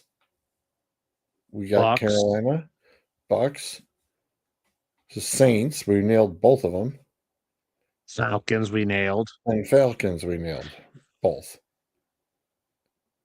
So the North was Chicago, JJ. Detroit. JJ, who I said was, see, I said, I thought when I was guessing that, I said I was looking at number 36 for JJ. That's what I kept saying. Sorry. Yeah. That's what I was going to say. I'm like, JJ. okay, if it's not JJ, who the hell is it? Carson Wentz. Not Carson. Carson did not play. I know it's not. Is this Tua? Good. There it is. Yeah, good. There you go. Yeah, I'm not typing that out. How the It was fine. No, come on. Spell it out. You got this. I mean, it is technically right in front of me. I could, but he's like, screw it. You may get arthritis in your hand just typing it. As far as those who did not qualify, technically Malik Willis would have made 20th on this list, but he only had 60 snaps. Jameis Winston was 22nd. Mitchell Trubisky was 24th. How many did he get? 44. But he was positive 18.8. Tyler Huntley was 25th. Mason Rudolph 29th. Even the dude from Chicago, Bagant. Jesus. Only 6 snaps. But he was positive 1.93. And at the very bottom, we missed out on Brady Cook's negative 73. Max Brosmer, whatever it is, at his negative 58. Oh, sorry, Anthony. I apologize. I don't usually burn through the comment section when we're doing them. I apologize. Jake Browning at negative 46. Trey Lance at negative 38. And his 80 snaps that he got in for the Chargers. Bravo. Anybody remember when Chris Olodokun actually got into games? Who? Kansas City. Oh. Olodokun. Okay. Kenny Pickett, After Cooper Rush. Mahomes went down? Yeah. Clayton Tune. All the big names that you come to expect. Anyway, I came across that yesterday and I'm like, somewhat interesting. Different way of looking at quarterback play. And I mean, and we can all sit here and shake our heads. It's analytics, blah, blah, blah. It's mystical mumbo jumbo. Every team uses it. Yeah. To some degree.